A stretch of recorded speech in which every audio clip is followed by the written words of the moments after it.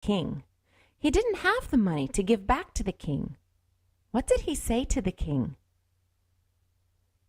Did the king get mad, or did he have mercy on the man?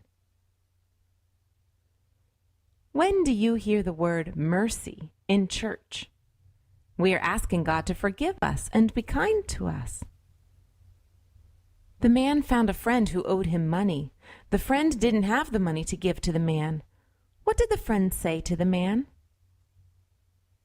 Did the man have mercy on his friend? The king was mad when he heard the news. Who was he mad at? Our Father in heaven is like the king. He will forgive us if we forgive those who hurt us. Who have you forgiven? Let us attend Sunday's Gospel Told for Younger Children is a production of the Antiochian Orthodox Department of Christian Education in partnership with Ancient Faith Radio. You can download an illustrated copy of the Gospel story at antiochian.org/Christian education. Glory to Jesus Christ, glory forever. You're listening to AncientFaithRadio.com. He will be a staff for the righteous with which for them to stand and not to fall. And he will be the light of the nations and the hope of those whose hearts are troubled. All who dwell on the earth will fall down and worship him, and they will praise and bless and celebrate with song the Lord of spirits. 1 Enoch chapter 48, verses 4 through 5. The modern world doesn't acknowledge, but is nevertheless haunted by spirits, angels, demons, and saints. In our time, many yearn to break free of the prison of a flat, secular materialism, to see and to know reality as it truly is. What is this spiritual reality like? How do we engage with it well? How do we permeate everyday life with spiritual presence? Orthodox Christian priests, Father Stephen Damick and Father Stephen DeYoung, host this live call-in show focused on enchantment in creation, the union of the seen and unseen as made by God and experienced by mankind throughout history. Welcome to the Lord of Spirits. Good evening, one and all. This is nothing other than the 35th episode of the Lord of Spirits podcast, known in some circles as Podfather Priests and Spooks. My co-host, Father Stephen DeYoung, is with me from Lafayette, Louisiana, and I'm Father Stephen Damick in Emmaus, Pennsylvania. And if you're listening to us live, you can call in at 855-AF-RADIO. That's 855-237-2346 with your questions about our topic tonight. Monteshka Trudy will be taking your calls, and we're going to get to those in the second part of our show. So tonight, in your favorite inexplicably weird Bible study set in the context of trying to understand ancient people in their world, we will be looking at what the scripture says about the priesthood. It's a topic that seems to come up mainly when people want to argue about church leadership and who gets to do it, but it actually has a rather deep and profound theological basis that is written into the very fabric of creation itself, and especially into humanity. And I'm sure that is a big surprise for longtime listeners of this podcast. Big surprise. So, to bring us into what the priesthood is and means and does, according to the Bible, well, here's another big surprise. We're heading back to Genesis. So let's start with Adam. Father Stephen, was Adam a priest? Yes. All right. Here we go. So he started out holy, then he went shadow, and then he respect discipline. I've got a riff on the title a little of the episode. So nice. Yes. But that actually, it made sense to a tiny portion of our audience. And we have them forever now. Yeah.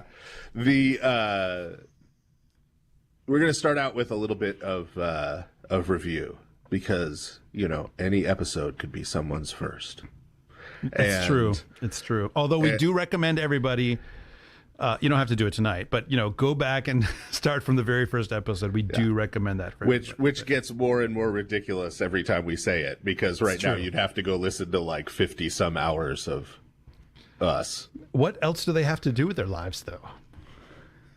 I don't know. The world Jobs, must be people. Kids. So I mean, yeah, that's right. Yeah. Well, thank you. The first Shakespeare quote for the night. So, but since we're going to talk about Adam as a priest, we've got to go back and review I was about to say review quickly, but come on, this is us. The identification and understanding of paradise as a temple. And so we've talked about this before, I think in multiple episodes, but to do this relatively quickly, the pattern that we see in Genesis 1 and 2 corresponds very closely to what we see in ancient Near Eastern temple construction and dedication texts. Right. Which you would think would be really boring, right? You would think would be like, yeah, so we found a good piece of land, and here's the dimensions, and here's the layout, right? But it's actually not. It usually involves gods like killing chaos monsters and like flinging their bodies to the ground and using the blood and bones to build things, and Right. So as we talked about, that sort of chaos comp, the war with chaos element, is kind of inverted a little bit in Genesis 1. But it does still sort of follow that format, and that culminates in these ancient Near Eastern texts and in the process as it would have played out ritually when a material temple was built. The sort of final step of that was placing the image of the deity within the temple, and then the ceremony which would open its nostrils, which would then allow the spirit to enter into it, right, and indwell it. And then that would be the point at which the people could then interact with the god ritually. And we've talked about how we see exactly that reversed in Genesis 2 with Adam, where still at the end of the process, Adam is made as the image of God. He's made, and then he's placed within the garden as a temple. Right. But that Adam, as we said, that is inverted. He is to image God in the world. And that idea of imaging, as we've talked about before, is not just a nominal idea. It's not just a noun, but is a verbal idea. Right. That he actively images God. Yeah, and one of the big differences between the way that Genesis presents this dynamic, this narrative, is that God himself places this image within his temple/garden, versus the pagan stories where constructing a temple, ultimately the image is being placed by the pagan worshipers. Right. So yeah. Which is a big, very important discontinuity. Right, because they are using the temple and the rituals to act upon the god. Right. To get the god to do what they want, to maintain a fellowship with the god, right? This is vice versa, right? Adam is created to share in God's life and to continue the work of God in creation, as we've talked about. So we talked about expansion of Eden. Right. And so first 3 days of creation in Genesis 1, God is putting things in order, right? He's separating the light from the darkness, separating the sea and the sky, separating the dry land from the waters, putting all those things in order. And then in days 4 through 6, he fills in the same order those spaces that he set out and put in order. He fills them with life. Right.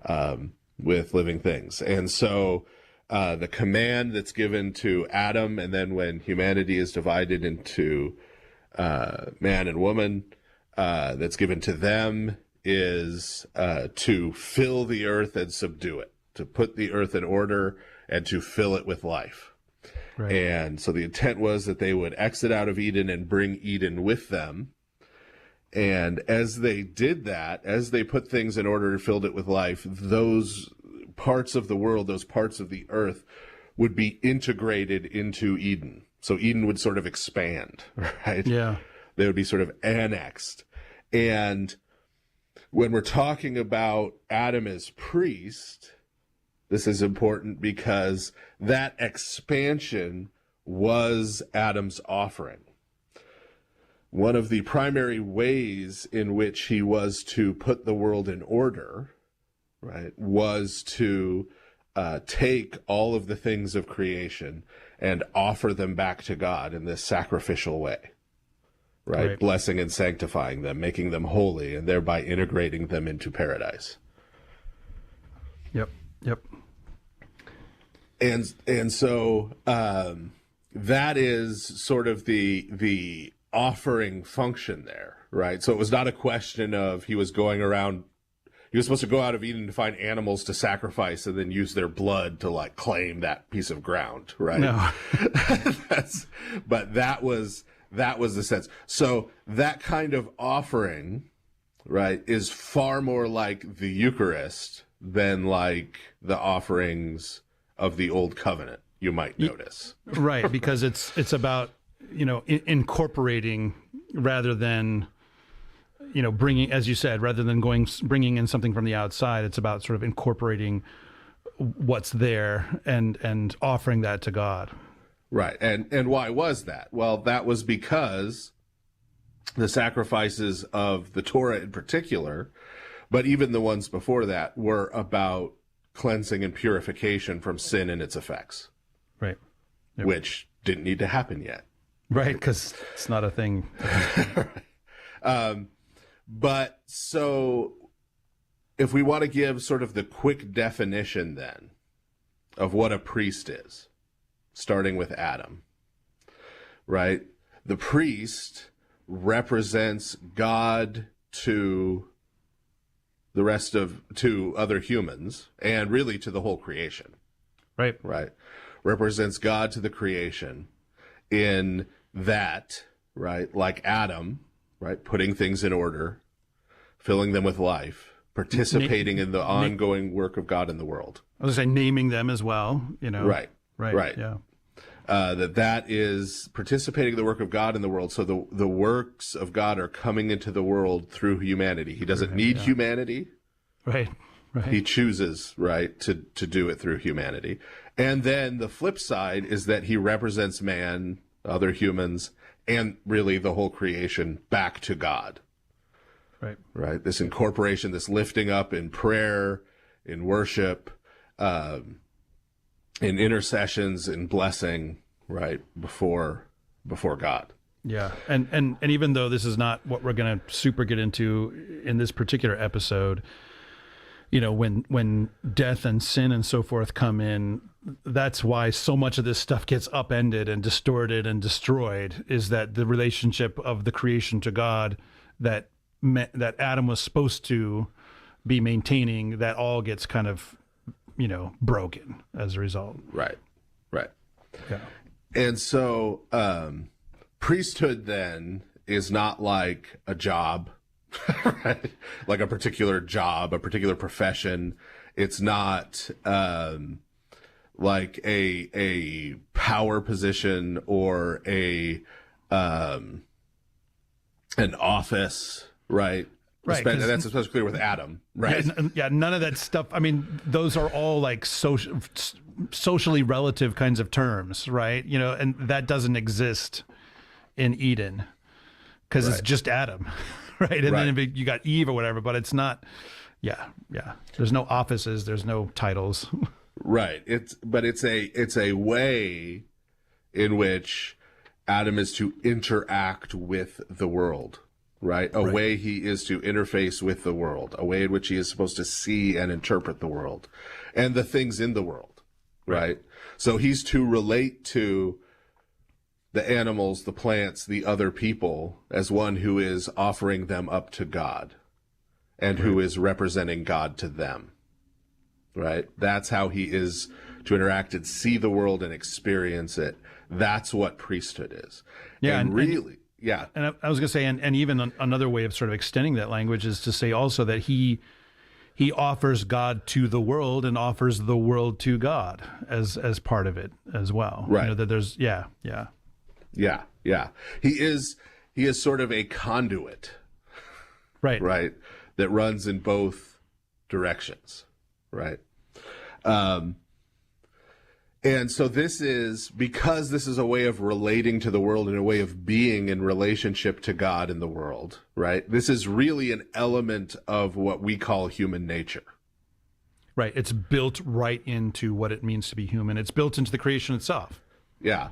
And we'll probably need to do an episode at some point where we just go through some of these terms. But like a lot of the terms we've talked about so many terms where, like image that we reviewed tonight, where these things have really become sort of reified in our usage and in our heads, right?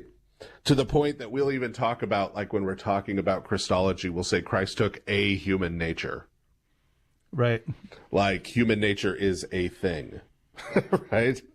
Like it's a human body, which it expressly is not, at least in the sense we usually think about bodies as material. There's another word we take overly reified. But, and so nature is, in its original usage, is a directedness of being. It is a sort of, and directedness in a teleological sense, meaning a purpose or an aim or a goal, right? So an acorn has the nature of an oak tree, right? Meaning that if it is planted and if all goes well, right, and if it is free to grow fully into its nature, that is right the end of it, right? Will look like that, right? And so I believe it was St. Basil the Great, correct me if I'm wrong, and who said that that a human being is the being whose end is God, in that sense of telos. That sounds super familiar, but I cannot either confirm nor deny that it's from St. Basil. Talking about, I'm sure he'd agree with it, even if it was another father. But the idea there being, right, that obviously, and Christ being where we look for this. Christ is where we look to see what humanity is supposed to look like and what God looks like. That is sort of the end, right? That if all went well, that is what our humanity would look like. And one element of that, right? One element of that is, meaning one element of how our being as humans, how our human nature is directed, is this idea of priesthood. Yeah. I would say I'm reminded a little bit at that teleological definition of, it's not exactly the same thing, but it's the same sort of idea, that line from St. Augustine, which I don't know if he really said this or if this is a misattribution, but, which I always love the way it gets rendered in English. Our hearts shall ever restless be until they find their rest in thee, which is that same kind of idea that this is, Christ is who and what, we're meant for, and we're just not really, truly, fully human in every way we can be until we're in Christ. Right. Right. And so this is sort of built into our human nature. And now, as we already mentioned, and this has to be addressed if we're talking about priesthood, that humanity, as we mentioned, gets separated into man and woman. Right. So I think we've mentioned before, right, that when this happens, when humanity is divided into man and woman, man and woman sort of major in one of those two tasks.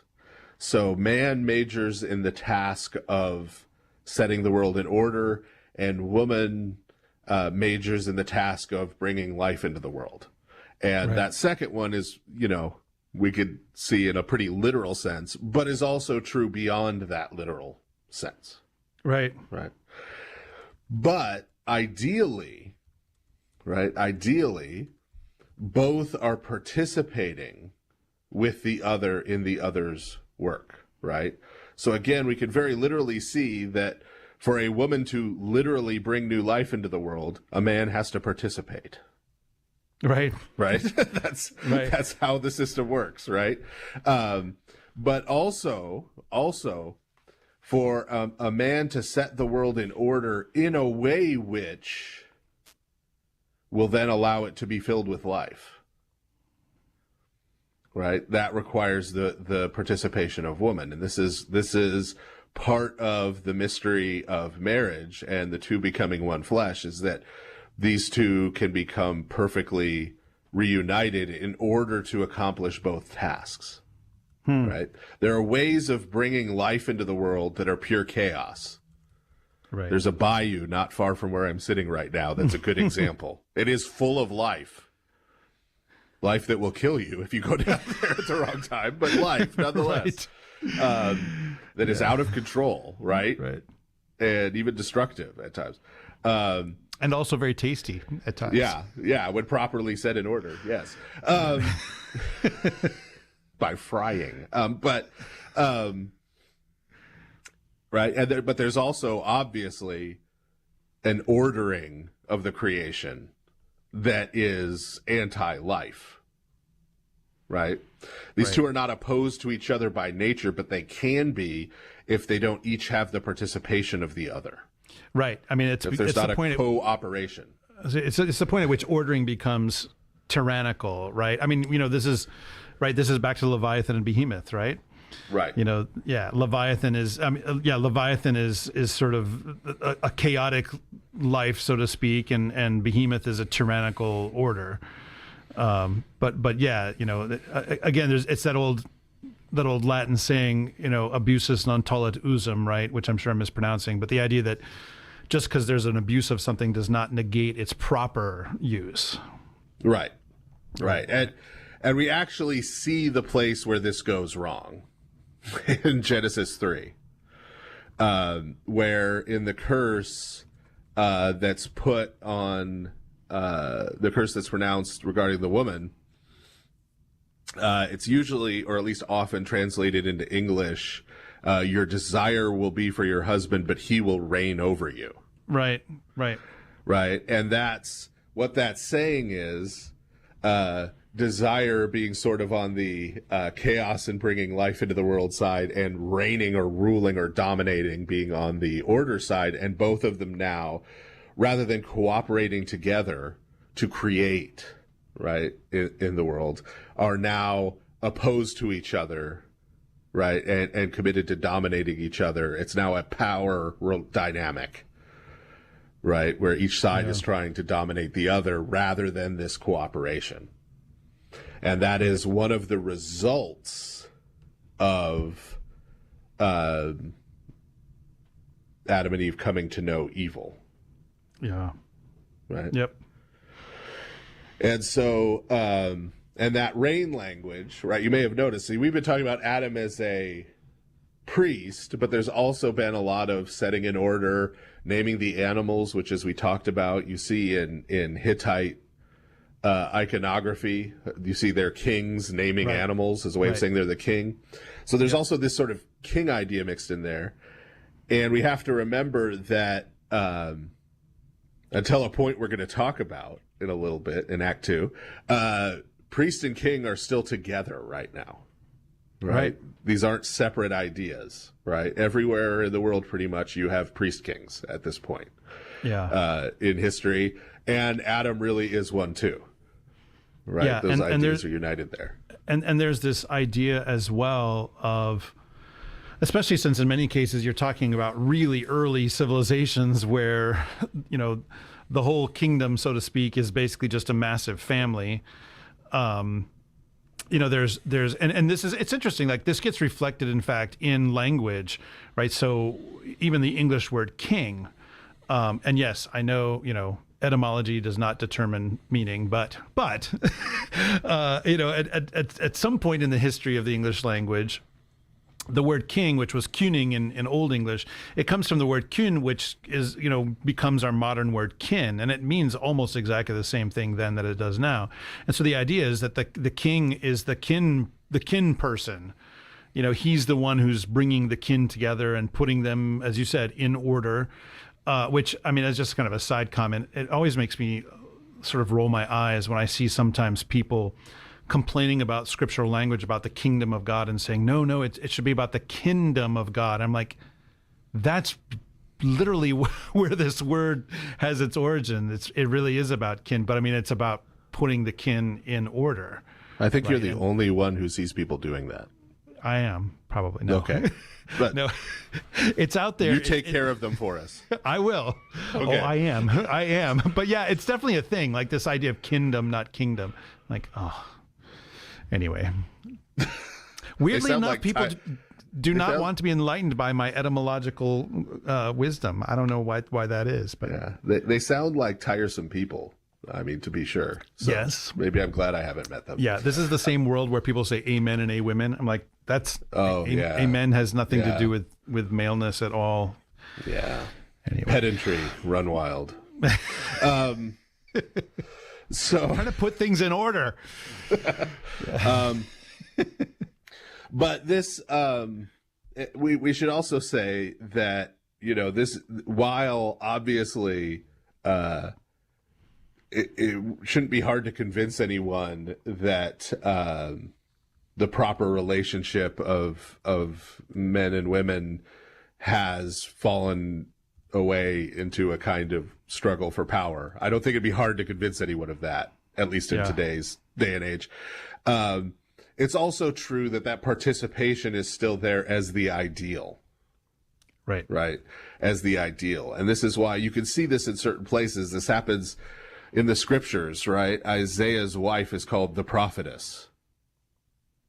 Right.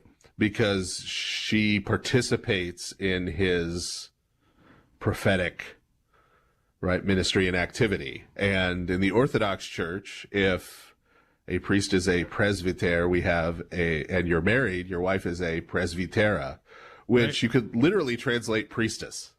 Right. Yep. That doesn't mean she is doing the same things I'm doing, right? Yeah, but even in the cooperation is there. I'm saying, and even in the period where we had married bishops early on, they were called episcopa, or sometimes occasionally the bishop's mom was called episcopa. There's this participation in his role as a bishop. Right. So that is still held out as the goal and the ideal, and of course, the conceiving and birthing of children is related to this as sort of a sign and a symbol in the positive sense of that, right? that it's not limited to that, but that is a marker, that is a clear, visible, and material sort of marker of what all of marriage, all of matrimony should be about, right? Right. So, relatedly, what we see as we go through the rest of the book of Genesis, right, as the patriarchal narratives roll out. And are we going to have to think of something else to call those? I don't know. Is that going to be bad? I don't know. But, I mean, they are the patriarchs. I mean, what can you say? Like, this is the word. I don't know. I mean, but yeah, I don't think we have a lot of people deeply concerned with political correctness and language listening to this podcast. Yeah, I don't know. Making sure. But if you are out there, welcome. We're glad to have you. Yes, and send your angry emails to Father Andrew Damick, courtesy of Ancient Faith Ministries. So, what we see, and prominent examples of this would be like Abraham, Isaac, Jacob, Job, right? The patriarchs, aforenamed, is we see the fathers as in not the father of a nuclear family. We need to pause here a second. Okay. I know the nuclear family is ingrained into all of our brains as what a family is, right? And some folks even, gets mixed up in politics and stuff, and they think the nuclear family is some kind of Christian ideal. The nuclear family did not exist before industrialization. Yeah, it was just not really even possible economically for a family to survive that way in most cases. I mean, everybody thinks about Little House on the Prairie and whatever, but yeah, it's not man, woman, children. It's man, woman, uncle, aunt, children, cousins, grandma, grandpa, great grandma, great grandpa. Which, I mean, a lot of people in the world still live that way. Like a lot of my wife's family who lives in Lebanon, they all live in the same building. Right. They're just all together. And so it's worth reiterating right? Because you know, when we talk about Abraham and his family, we're not talking about Abraham, Sarah, Isaac, and maybe Ishmael, right? We're talking about all of them plus Lot, plus all of his servants, plus all of it, right? All of the extended relatives. So the social structures, and we're going to be talking about these going forward, so it's worth taking a little time here to lay this out, right? When we come into Act 2. So the social structures at this point, you have these extended family units, right? And you'll have several of those that are also related, but more distantly, that make up a clan. Right. They'll generally be these large extended family units that have a common sort of ancestor, maybe 2 or 3 generations back, right? And that'll be a clan. And then a group of clans, right? Which generally that group of clans, which they will have a story at least that they're all distantly related to each other. Right. By blood. But whether that's actually by blood or whether there was adoption, as we've talked about it before, right, and other people entering in, is often not totally clear. But those clans then will make up a tribal unit. Right. So like this is how Israel is going to be set up later. And this is how Israel's neighbors are mostly set up. Yeah. And I mean, when you look at, you know, like almost any culture, when you look at it, like its mythology and the description of families and so forth, like that's the way that things are set up is a lot of those stories come out of these tribal periods. And there's always, you know, and there's always one man who's at the head of the whole thing. And is related to at least half of them in a pretty demonstrable way, you know. And then a lot of the authority flows from him to members of his family, you know. Right. And this is going to be true in cities too. Yeah, right. In cities, you're going to have these extended family units and even clans. And then the king of a city-state is going to be seen as sort of the father of the whole unit. Right. Right.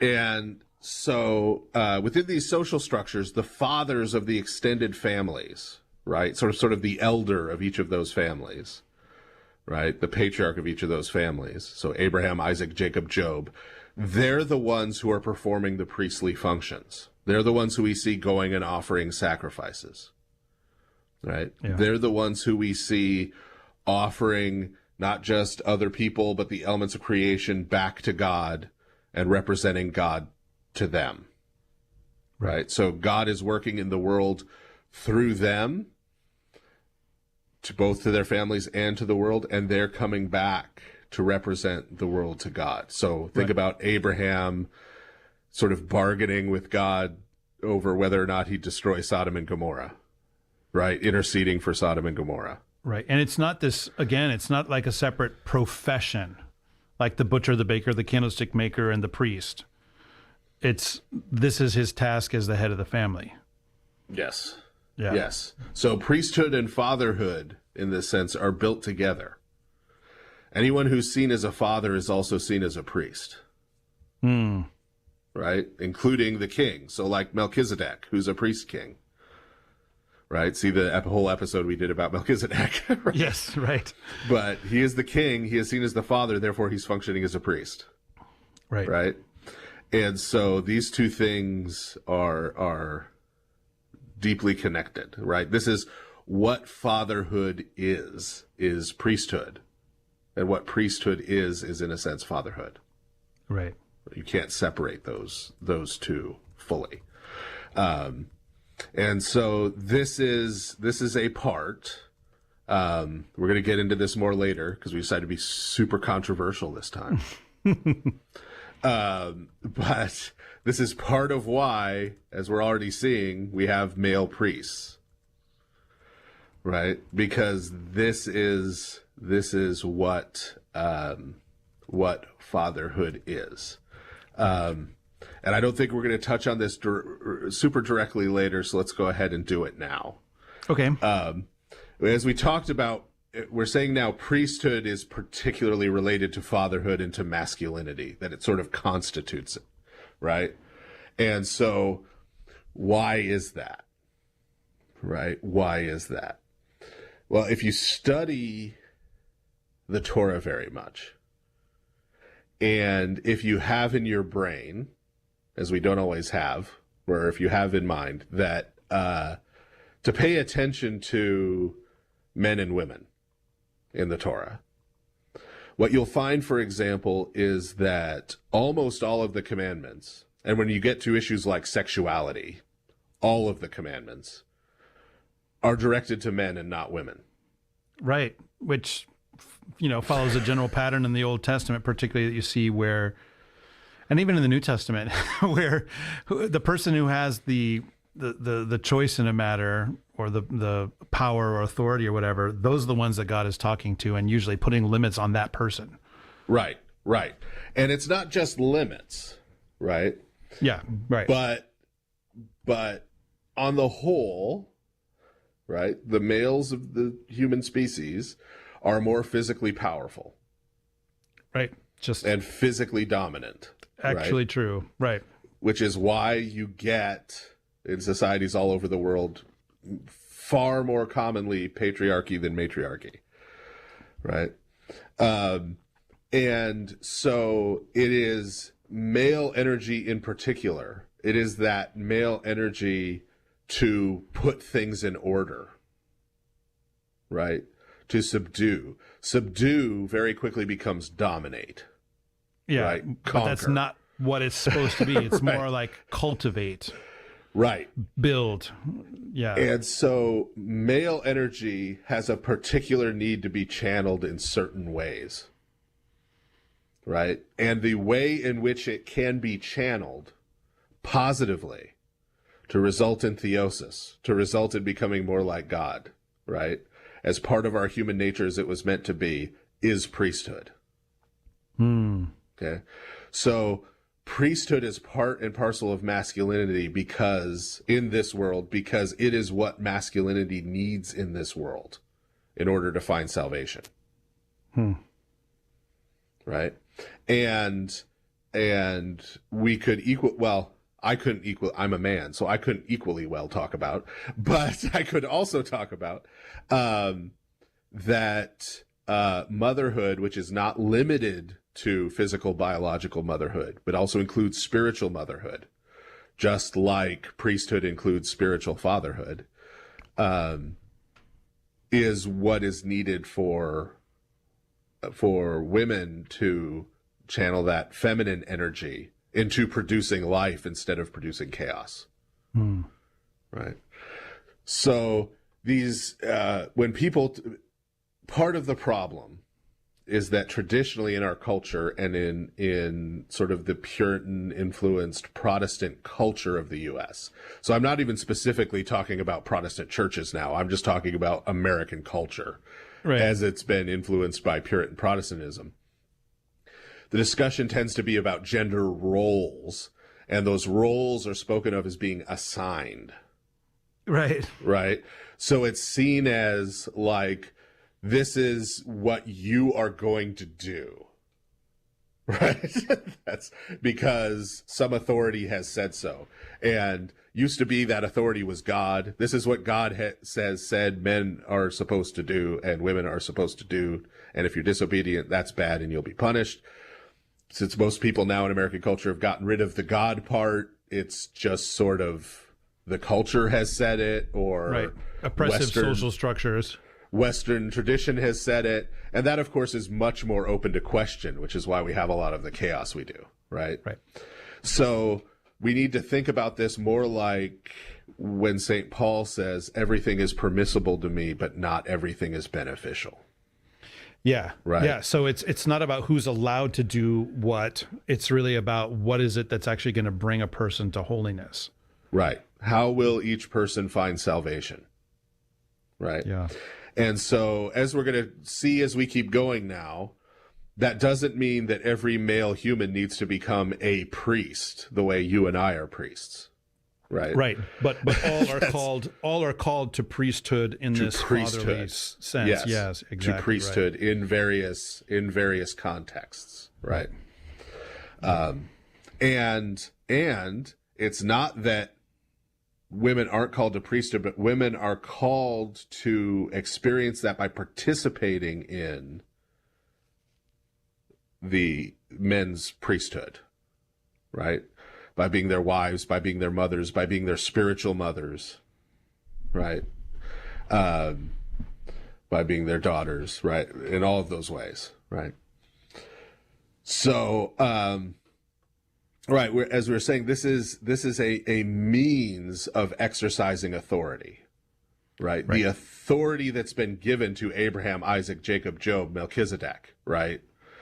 In their various social units. That authority can be used by them in a lot of different ways, right? And Melchizedek is definitely an exception among ancient pagan priest kings, right? He's not really a pagan, but you know what I mean, right? And so this is a way of channeling, right? And of directing that authority and utilizing it, right? And so we talked about how priesthood then can be seen in terms of being this sort of conduit, right? Yeah. That worship, the worship of the people, right, passes through them to God. Right. The prayer and worship of the people passes through them to God. And then it goes the other way. Right. God's grace, the works of God, the divine energies, right? God working in the world passes through them to the people and to the creation. Right. Right. And ideally, they don't get in the way. Yeah, right. So that's where, and this is the problem. I'm sure some people hearing that, they'll be like, well, that really gives a lot of power to the priest, right? But, I mean, again, anything can be abused. And the way that in the ancient world that we see it abused is that the priest king sets himself up as a god king. Right. You know, that instead of just being the person that the worship passes through to God, he now expects God. He expects to be worshiped as a god.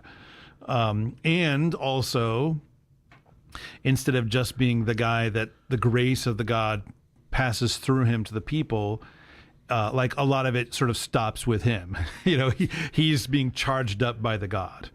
Right. And he then dominates the people. Yeah. Which is, you know, like this pagan model of priesthood, fatherhood, kingship is exactly the model that I think a lot of, you know, even well-meaning Christians react against because they see this corrupted version of priesthood, right? That it's about dominating people and about, you know, thinking that you're holy and can dispense all graces and, you know, have, if I may say so, the key to the storehouse of merit, that kind of thing, right? That's the kind of thing that people are reacting against. And it's precisely this is where that comes from, right? Now, mind you, pagan god king priests are being very explicit about it.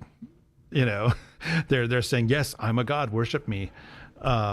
But, you know, and you know, no Christian worth his salt, even a tiny little bit, would ever say such a thing about himself. But that's the way when people react against priesthood very negatively, the priesthood they're reacting against is this kind of paganized version. Right. Because this isn't saying you need an intermediary between you and God. This isn't saying you need another mediator other than Christ between you and God, right? Because ideally, if he's doing it right, he virtually ceases to exist. Right. He becomes sort of transparent. This is dying to self, right? Yeah. This is ego death. This is St. John the Forerunner saying he must increase and I must decrease. Yeah. Right. This is the priest is the one who connects people to God and God to people and then gets out of the way, right? That's the ideal here. Not that he is imposing. In fact, if he's imposing himself in between and asserting himself in between, by definition, like these pagan priest kings, he's doing it wrong. And he's usurping God's authority.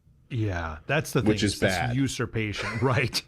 Yeah. For the record, bad. Yeah, right. And I mean, and this is one of the primary evil things that you can do in Scripture is the usurpation of God's authority, whether it's a pagan priest king doing it for himself or people worshiping a demon who's doing that, you know, taking the place of God by accepting worship, idolatry, right? Right. And this shows Hi, Jordan B. Cooper, if you're listening. This shows why not only is iconography and the veneration of icons in the church not idolatry, it is literally the opposite of idolatry. Performing the imaging function of God, the image of God, is the opposite of idolatry, because idolatry is definitionally, right, whether it be the pagan priest king who's seen as the embodiment of the god, right, like the pharaoh being the incarnate Horus, right, or different gods at different stages in Egyptian history, or whether we're talking about a stone or wooden idol, right, that object or person is by definition this kind of intermediary who comes between. Right. It's the body of a god. Instead, right? Who receives instead, and who exercises authority instead. Whereas an icon, go ahead. Well, an icon, right, as St. John of Damascus reminds us again and again, right? Remember, the veneration, the honor, passes through it, right, to the one depicted, right? Yeah. That's why the window to heaven language, right? A lot of folks have really kind of been trashing that language lately, and I understand why, because the idea that, like, oh, you're looking into a window and seeing heaven, right? But I don't think that was the original intent, or I'm going to give the benefit of the doubt that was not the original intent. I'm hoping the original intent, because this expresses something very true, is that they were referring to the icon as being transparent. Right. Like glass. Yeah. And you know, to use, as you said, the conduit language, idolatry is when the conduit gets sort of stopped up. Yes. You know, then the worship stops there, or the you know, divine power stops there and resides in that thing. You know, that's the problem. Right. You know, that, yeah, exactly. You know, and it's dammed up, so to speak. Right. And this was sometimes seen as happening quite literally. So there are in Second Temple literature examples of when they're trying to explain what's going on with golden calves, whether we're talking about the one in Exodus or we're talking about the ones Jeroboam, son of Nebat, set up, right? That kind of thing, where someone makes an idol of Yahweh, the God of Israel, right? Some kind of representation. A very common Jewish interpretation of what happened there and why it was wrong was because someone could come and say, well, okay, I mean, but they're trying to worship the God of Israel. They're doing it the wrong way, right? But they're sort of trying in a bad way to worship the God of Israel, right? But the way they saw it happening is they argued that demons would enter into those idols and the demons would sort of intercept it, like intercept the worship, right? Like insert themselves in between and block the blessings, right? To quote certain preachers, right? Like, right. So that's what we're talking about when we're talking about idolatry. We're talking about this instrumentalization, right? One way or the other, or both ways, right? So if it's a priest king, it's working both ways, right? Whether these pagan priest kings or god kings, he's interposing in both ways, between God and the people and between the people and God. With a physical idol that can't see or hear or talk, it's between the people and God. Right. It's not even performing the other function at all. Right. But that then, to repeat, is the opposite of imaging.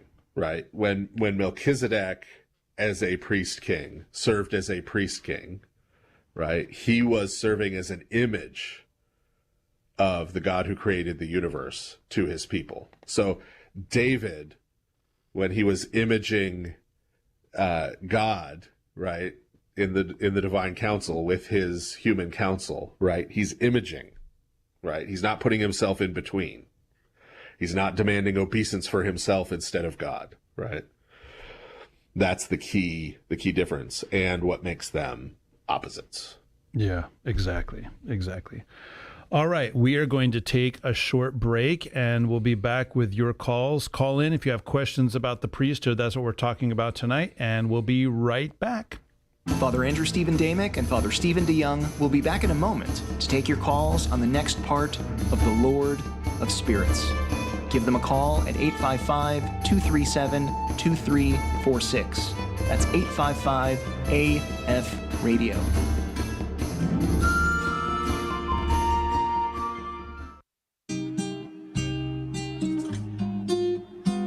Are you curious about the Orthodox Christian faith? Do you have questions about Orthodox Christianity that you can't trust strangers in internet forums to answer? Are you an Orthodox Christian looking for a reliable first place to send your interested friends? Do you need help finding an Orthodox church near you? My name is Father Paul Hodge. I serve in the Antiochian Orthodox Christian Archdiocese of North America. My name is Father Joseph Lucas. I serve in the Orthodox Church in America. My name is Father Anthony Cook. I serve in the Greek Orthodox Archdiocese of America. And I'm Father Andrew Stephen Damick, Chief Content Officer of Ancient Faith Ministries and a priest of the Antiochian Archdiocese. And we're the Orthodox Intro team. If you're looking for a first stop online to get an introduction to the Orthodox faith, A place to get answers to questions from qualified Orthodox Christian clergy, A place to send your friends and not just toss them into the chaos of the internet. A place to get help finding an Orthodox parish and get plugged into an actual Orthodox community, then point your web browser at orthodoxintro.org. Orthodoxintro.org is a free service of Ancient Faith Ministries and made possible by our donors. It's an Orthodox on-ramp to the Christian life. Again, that's orthodoxintro.org.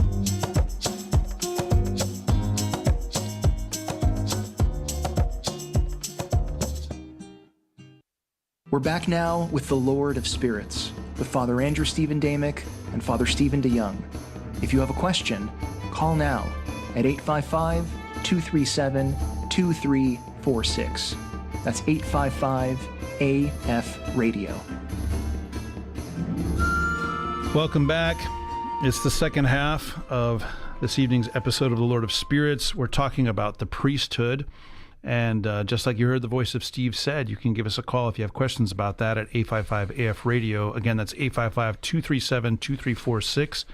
So we've laid out exactly what it means that priesthood is kind of baked into the creation and baked into humanity and especially into fatherhood, right? And we talked about how that contrasts with the way that paganism distorted all of that. So now we're going to kind of move forward a little bit chronologically in the scriptures and talk about the way that the priesthood begins to change because of some things that happen, right? So let's talk about Moses. So what goes on with him, Father? A bunch of stuff. Some stuff. Yeah. It's all that Exodus. Read Exodus. Yeah. Good night. Kills that Egyptian dude. Yeah. So in addition to that, and related to priesthood. So now that we're out of the book of Genesis, right, we're coming into the book of Exodus. What's going to happen is that priesthood is going to get fractured, right? That's what we're going to be talking about in this act. And the second half, we're going to be sort of going through and seeing how, right, we talked about how before Exodus in Genesis, there's not sort of a priesthood, right? Like Abraham didn't go and find a priest when he wanted to offer a sacrifice. He just did it. Yeah, he didn't get ordained by somebody. Right. So, but then there is this now going to be a priesthood, obviously, spoilers, in the Old Testament. And that represents priesthood now being separated off to a particular group. And that actually begins with Moses himself, right? And to understand that, we have to talk about one of the really weird, well, this includes one of the really weird episodes in the book of Exodus. There's more to it than that. And a lot of what's going on in it is hidden behind euphemisms, and we'll be de-euphemizing it slightly. A little bit. Not completely, because family show. And our lead-in was just like a children's gospel reading. So now I feel bad if I scar someone for life by talking about this too bluntly. But we're pretty familiar with the first part of Exodus 4, where God has this exchange with Moses, right? Like at the burning bush, and tells Moses to go back to Egypt. And Moses is like, nah. Right. That's a literal translation of the Hebrew. Yeah. Yeah. Yeah. Low. Yeah. No. So, well, it gets to that, right? It starts out with a lot of excuse making. You know, it starts out with me no talk good, and you know, are not going to get killed, and isn't there somebody else you could pick? And finally, it's just sort of like, I don't want to do it, right? Right. And God sort of gets in the text increasingly angry, right, about this, right? Right. And remember, the angel of the Lord is involved in this too. Right. This is one of the places where we see, and we mentioned this in our pre-Christmas series. This is one of the places where you see the angel of the Lord in the bush, and then also Yahweh talking from the bush. Right. Where they're distinguished but yet identified. And so there's this increasing sort of irritation with Moses. Right. Which, I mean, like, let's just take a second here and realize that here's Moses literally looking God in the face, and he's standing there making excuses. Yeah. Yeah. Which, I mean, you know, it's comfortable to think, well, I would have done differently, but I am not even 10% as holy as Moses, so probably not. I don't know. Man, God wants me to give back the extra change I got at Walmart, and I make excuses. What are you talking about? Right, exactly. So yeah, and also this is right when, like, you know, part of this is God showing Moses the signs that he's about to be able to do, like the thing with the staff and put his hand inside his clothes, you know, like all this kind of stuff. Like, here's some miracles, Moses, and he's still like, oh, really? Do I have to? Yeah. Yeah. So yeah, may he intercede for us. So, and I have an icon of him staring at me right now, so I won't be too critical. Right. But so what God says is, well, I'll send Aaron, right, to help you. And in fact, he says, you know what? God, having known this was going to happen, said he's already on his way here, right? So why don't you just head out toward Egypt, and he'll meet you on the way, and the two of you can go to Egypt together. And Moses says, okay, and then heads in the opposite direction. Right. And so he pulls a Jonah, although, yes. Or I should say that Jonah pulls a Moses. I don't know, but yeah. And so as he's heading in the opposite direction, who should he run into? Not Aaron, because Aaron's coming from the other direction, but his wife, Zipporah. And so in this encounter, we find out that the angel of the Lord is about to kill him. Right. Kill Moses. Right. And so it's not just that he was making all the excuses. It's not just that he was running in the other direction, but we now find out that Moses had not circumcised himself and had not circumcised his son. Which, again, this is basic, you know, constitutive belonging to the family of God, kind of like, this is, you know, this is utterly baseline stuff. Yes. Like, you have to be circumcised if you're going to be part of the covenant people. And, you know, here's Moses about to be the prophet of God to the people, and he has not even done this most basic thing for himself and his sons. Right. This is like finding out your bishop was never baptized. Right. Right. Right. And so Zipporah is actually mad at Moses about this, right? Because this could have left her a widow, and potentially there could have been consequences for her son. And so when she shows up, and again, this is some of the stuff that's hidden beneath the euphemism, but she throws the results of her having circumcised their son at Moses, and She takes the knife, the knife that she used to do it, and places it in the place where she would have to place it to also circumcise Moses. Yeah. And says, famously, it's usually translated as "You have become a bridegroom of blood to me." Right. Right. Right. Meaning, I married you, I had this child with you, and look at this misery, right, and wrath that you've potentially brought upon me. Right? So, after this episode, right, is where we find out that it's going to be Aaron who is going to be the high priest. Aaron and his sons are going to have the priesthood, the now existing priesthood. Right? So what's happening here is that the priesthood is being taken away from Moses. He still has that kind of kingly leadership role, but the priesthood has been taken away from him and isolated with Aaron and his sons, as opposed to Moses and his sons. Because, up to this point, him having this sort of patriarchal position, he would have been the priest of the people, or the primary priest. Right. Yeah. The same way Abraham was. Yeah, exactly. He's now in the place of Abraham, essentially. Right. And and this is not just sort of a random punishment, right, or an arbitrary kind of punishment. This is related to the fact his specific failing. Right?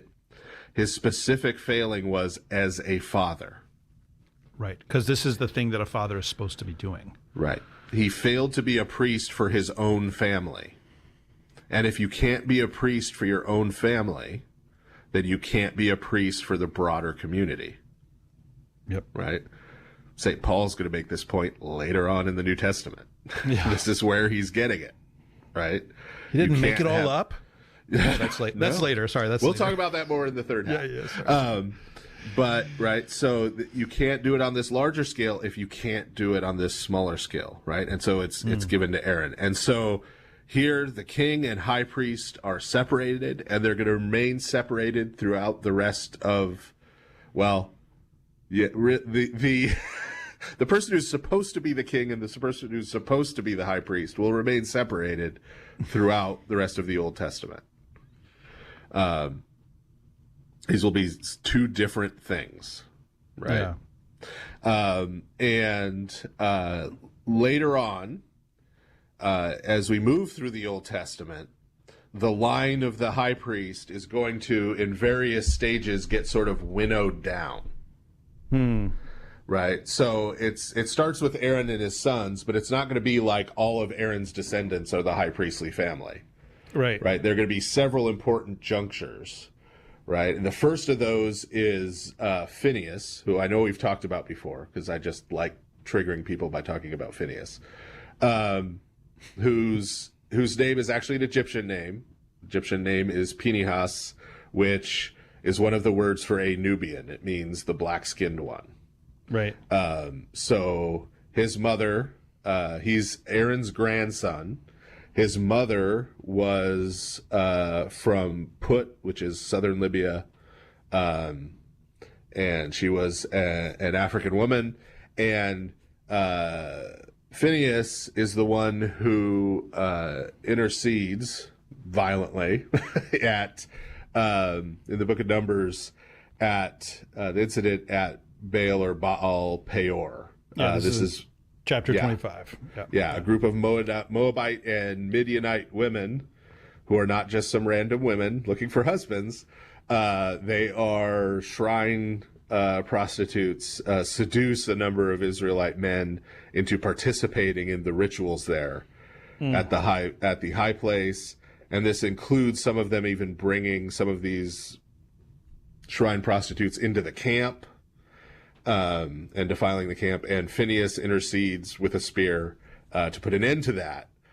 And then it is his descendants who then the family of the high priest will come from, and then several centuries later, the high priesthood is winnowed down again to the family of Zadok, the faithful high priest, and so this will sort of continue in terms of who is going to be the high priest. Right. Yeah. So that's the high priest, right? But there's also just priests, right? They're sort of the general priesthood, right? Your run-of-the-mill priests, not just the singular high priest, right?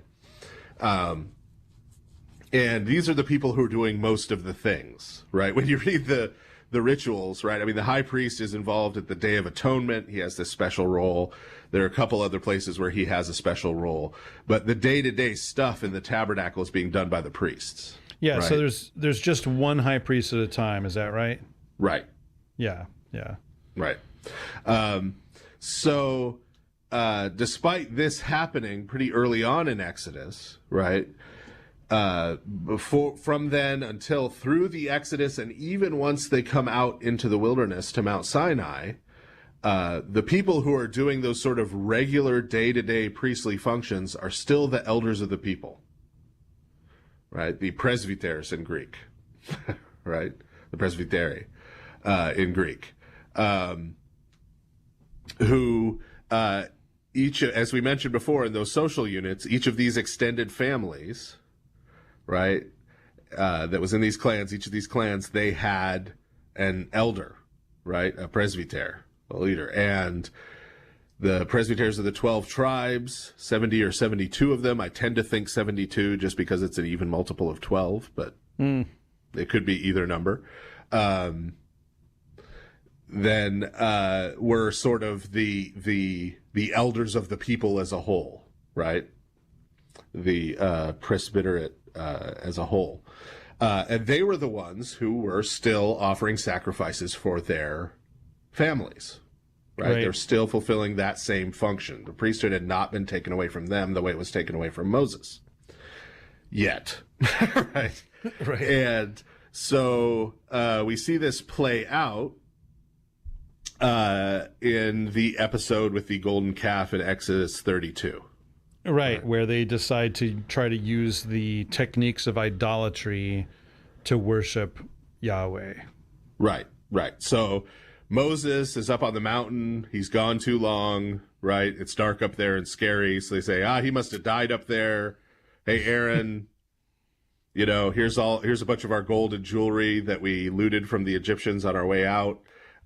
Make us a god to worship. So he makes what is probably an Apis bull, an Egyptian-style Apis bull, and Aaron points at it and says, "Here is Yahweh your God who brought you out of Egypt." And more euphemisms, but the text in most English translations says something like, "They sat down to eat and then rose up to play." Which means that they engaged in a pagan orgy. Right. They had pagan sacrifices, they had a sacrificial feast, and then an orgy. Yes. That's what that is saying. It's not saying that they, ate a light lunch and then played Twister. Right? A little bit of backgammon. The royal game of perhaps. Yes. Yeah. No. So, and then, of course, we've seen this dramatized with Charlton Heston and everything, right? Moses comes back down and finds them in flagrante delicto, and is quite upset, right? And is going to put a stop to this, and he says, "Who will stand with me?" And the people who stand with him are the heads of the clans from his own tribe, the Levites. And so they then join with him to restore justice, right, in this situation, which involves killing a whole lot of people. And the destruction of the golden calf and the punishment of Aaron and et cetera, et cetera. And a plague. Yes. So lots of bad. Yeah. So they bring down upon themselves with this wickedness. So it is at this point explicitly that the priesthood is taken away from the elders of the people and given to the Levites. Right? So not only the high priestly line, right? High priestly family is going to be there within one of the clans, but the priestly clans are going to be part of the tribe of Levi, and the rest of the Levites are going to have these priestly roles, right, in relationship to the other tribes. Yeah. Right. Yeah. And so I was going to say, before we move on to the next thing, we actually do have someone calling. Okay. So, in fact, he has the very best possible name. So, Andrew, are you there? Are we connected with Andrew? You can call us on the line. You can call us anytime. All right. Well, I'm not hearing Andrew, but he's probably not even blonde. Well, yeah. So, all right. Well, so Andrew, are you there? Oh, speak to us. I think we might have lost him. Who did this to you? Oh. All right. Well, Andrew, if you're there, give us a call back, and hopefully we'll get reconnected, and we can talk to you. So, okay. Well, all right. Well, let's talk about the sons of. Okay. Back to it then. Wait, Andrew, are you there now? Are you there now, Andrew? I'm there now. Can you all hear me? Yes, we hear you. Welcome to the Lord of Spirits podcast. Okay. Andrew, what is your question or your comment with that glorious name that you have? Yeah, my question kind of goes back to what you were talking about earlier with the priesthood being the kind of archetype of God-given masculinity. And I was just wondering, what are some of the bigger challenges that you two face in kind of manifesting that in a world where masculinity can be seen in a negative light and in some cases a borderline pejorative? Yeah, it's a good question. I mean, I've thought about this a lot, especially because, I'm not only a priest of the church, but I'm also a father of 4 children, and married, and so I remember one of the things that my own spiritual father told me one time is he said that a priest's ability to minister, the grace for that comes from within his life at home. Right now, I mean, it's not making the point that he was making was not to say like that there's some kind of mystical force that makes that happen or whatever, but rather that, exactly this point that Father Stephen said earlier, which, St. Paul said, which is, if a man cannot be a priest within his own family, then how can he offer that to the church, right? And I've experienced this myself, as a struggle, and it's always, I think one of the big struggles that fathers and husbands have is, we get home, we've worked hard, and we just want to sit down and just chill out, and please don't ask me to do anything, right? Everybody feels that way at the end of a workday, and yet the reality is that man is supposed to be leading his family, among other things, in prayer. And especially like if someone's an ordained priest, you're like, look, I pray all the time as part of my job. Do I have to, you have the feeling, right? It's this temptation. But I've found that, it's one of the most beautiful things within a family, and it's not easy. It's really important to struggle in that direction. But it's true what my spiritual father said, that there is a grace that comes from within that empowers the ministry in general. Right. If things are not in order at home, especially in terms of that man suffering and sacrificing and leading his family in prayer, then he's not going to be able to do it well outside of the home. Right. And, you mentioned also, as I said, I have a lot of opinions about this. You mentioned also this idea that masculinity has become almost kind of like a dirty word in the modern age. And I think part of it is because of the way that a lot of people have attempted to exercise masculinity, which is exactly in this kind of paganized fashion where it's about dominating people, right? And the truth, I always tell people, it's so funny. There is this whole sort of thing that people talk about online, trying to kind of reassert quote unquote manliness, right? And I've seen a lot of people talk about this who are not husbands or fathers and have never really suffered or sacrificed in their lives. And I'm like, it's okay to talk about this stuff, but you really don't know what you're talking about, because real masculinity is about sacrificing oneself and becoming that conduit, and it's not always comfortable, not even usually comfortable, right? It is about sacrificing for the people that God has given to you. And that's what makes a man, right? It's not about, being dominating or assertive or any of that kind of stuff. It's really about being willing to sacrifice. So that's my experience with that. And another senior priest that told me something really good was, he said, you need to get control of yourself, and then that will stabilize your family and your community. Very, very wise words. Very, very wise words. So I don't know, Father Stephen, do you have anything you wanted to add to any of that? Well, I mean, being super rugged and brawny, it just kind of comes naturally to me. But no, no. Father Stephen is not a small dude. I'll just say that, everybody.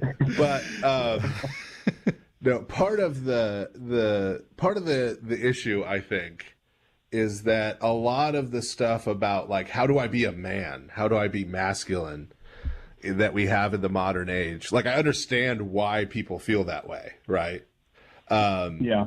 But a lot of the way it plays out is in sort of this really neurotic way of, I want other people to see me as a man, right? Yeah. I want other people to look at me in a certain way, right? And I need to try to figure out how to reshape my body or say the right things or grow the right beard or whatever, so that people will see me that way, as being manly or being masculine. And coming off as sort of neurotic and insecure about your masculinity is like the least manly thing in the world. So it's sort of this badly reflexive thing, so that people don't see you that way. So then you get even more insecure, right? And like, you get this like death struggle with your own ego. Yeah. And the problem is right there at the beginning, where you're wanting people to look at you and see you, right? As we were talking about, this is about, in a large way, about transparency and about getting out of the way, right? So you said, what kind of obstacles do we face? My biggest obstacle always has been, and I think always will be, my own ego, right? My own sense of myself, right? Getting in the way. Because I kind of want to be in the way. I kind of don't want to get out of the way, right? Like, you can performatively go around acting like you don't care what people think, but that's a sure sign that you care what people think, right? And your ego can just trap you that way. I think on a practical level, right? One of the things about being a man that's been totally lost in our world, and I think this is in part because, as we were talking about, the sort of idea of the nuclear family has replaced a lot of much better ideas, like of the extended family and of the village, right? And of the community. That, for example, one of the really masculine things you could do that falls into this priesthood example is provide for people. And I don't mean by that, right, you need to make a lot of money and provide for, put designer shoes on your kids and jewelry on your wife, right? That's not what I mean. What I mean is, for example, helping another man in your community get a job. Giving him a job. Being a mentor to a younger man. Teaching somebody a skill. Right? Where it's not about you, it's about them, and getting them connected to something, right? Helping them grow into the man that they can be, right? Rather than focusing on yourself, right? And kind of like what you mentioned earlier with sacrificing yourself for the community. Yeah. Right. Yeah. We need to get past the idea that identity is about what separates me from everyone else. Identity is who I am in my family, who I am in my community, right? That's who I am, right? So I don't have an identity off by myself as an individual, right? It's how I relate and how I interface. And doing that in this priestly way, right, is what takes care of that masculinity and manliness thing. Does that make sense, Andrew? It does, yeah. All really, really great stuff, and it's just, I thought that as kind of you were going along, is that, even whether or not, like you said, there's priests in the church, and then there's kind of the general, everyone is called to the kind of, I guess, lowercase p priesthood that, like you said, offers God to the world and the world to God. But I think, part of that is, in order to do that, you have to be in the world and interact with the world. And that's just curious as to, what your challenges were and how you guys have been able to manifest that and struggle through that. Yep. I would agree with Father Stephen that my biggest obstacle is his ego. No, it's my ego. And I think that's I think it's true for all of us, right? Humility is the thing we're struggling towards. My ego is bigger than his and wields a club. So there we are. All right. Well, thank you very much, Andrew, for that call. Yeah, thank you, gentlemen, very much. All right. Okay. Well, let's talk about the sons of Korah. Yes. Yeah. So we want to talk about the sons of Korah in order to disambiguate something, right? And that's that when we've been talking about the restriction of the priesthood, right, it going to being reserved in the Old Covenant, in the Sinai Covenant, to this particular group of people, there's been a lot of violence involved, right? So one could almost say that they've sort of seized the priesthood by violence, right? If one wanted to take that read, right? But we have an episode here in the Torah where someone tries to sort of seize the priesthood by violence, right? Right. To show that that's not what this is about, right? That's not what this is about. That this is about faithfulness and faithlessness, right? And those who are faithless, those who have little, even what they have is taken away, right? Those who have been faithless with a little is taken away from them and given to those who are faithful. And so that episode that sort of disambiguates this is in Numbers 16. It is a story of, as you mentioned, Korah's rebellion. Korah and a couple other clan heads within the Levites decide that Aaron should be the one who gets to be the priest and his sons. It should be Korah. And them, they should be able to be high priests too. The way he expresses this in the text is rather literally, is not everyone in Israel holy? Each and every one of us, are we not holy? And therefore, why should you be a priest and set yourself above the rest of us? Right. That's verse 3 of Numbers 16. Yeah. I will leave it to you if that sounds like anyone you may know. Anyway. So Korah makes this argument, and what Korah is really arguing, though, at the core, is that God did not make Aaron the high priest. That Aaron is lying, right? And that he set himself up as the high priest. God did not put Moses and Aaron in these positions, but they're just lying and saying that they put themselves in those positions, and so this sort of, it's not really a test. This sort of thing is set up where they're all going to gather with censers. And then there's kind of a telegraphing of what's about to happen, because they send messengers to all the people who are near the tents of Korah and the other rebels to kind of back away slowly. Right. Right. And then what happens is the ground ends up opening up, and Korah and his fellows go down alive into Sheol. They go down alive into Hades. Right. And as someone said after a lecture I gave on Tuesday night, where I also talked about Korah's rebellion, he pulled a reverse Elijah by going down alive into Sheol. But so it is not a question of sort of the priesthood being something seized by violence. It isn't like becoming captain of a Klingon ship where you assassinate the old captain and now you're in charge, right? And that's the way things work on a Klingon vessel. Right. So, and you don't have to eat ga though either, so that's good. But but that it's about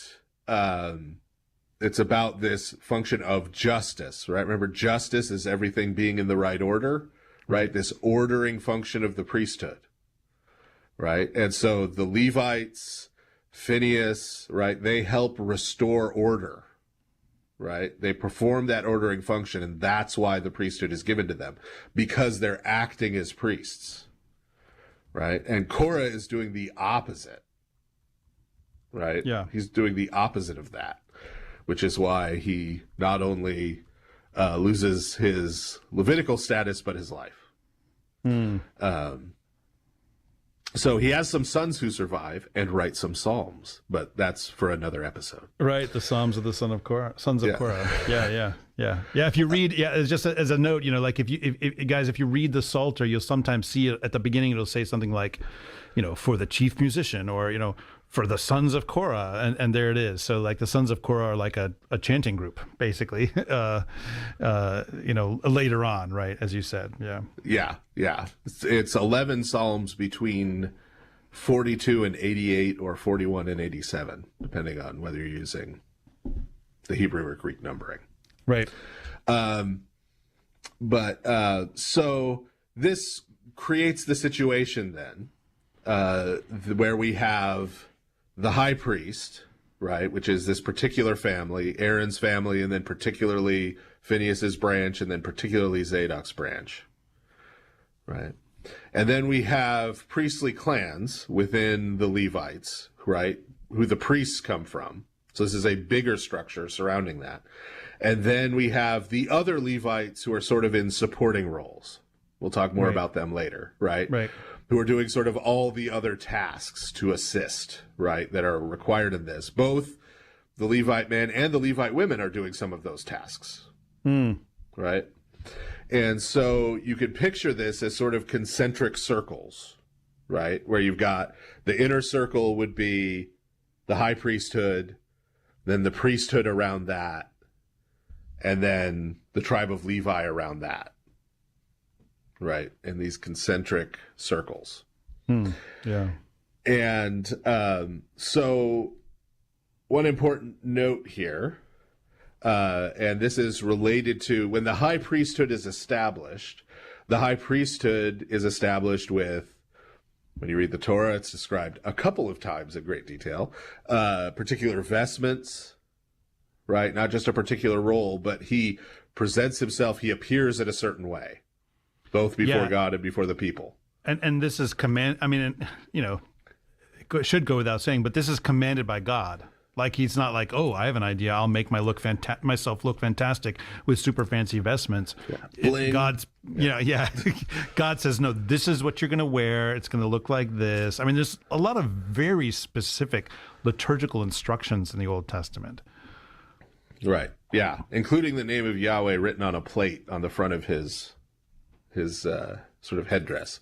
But this is because, right, this is in service of making him into, once he puts these vestments on, he is now not Aaron or Eleazar or Phineas or whoever, right? Once he has these vestments on, he is now the icon of Yahweh, the God of Israel. Right? And he is to perform this imaging function, right? And so part of the vestments is minimizing, losing the individuality of the person, right? Part of that transparency, that serving as a conduit. And interestingly, a part of that, right, is that the way in which these vestments are described, when we compare this to other things in the ancient Near East, they're described as in the same way as the vestments that were put on idols in pagan temples. The priests in those pagan temples would come and dress the idols and feed them and all of those things, right? And care for them, Kathy Bates style. And oh, man. Wow. Wow. And so, so Aaron is dressed the way they were. Again, this is going back to Adam, right? the tabernacle is going to have not just the cherubim, but also, especially prominent in the temple, right? Trees, fruit trees, right?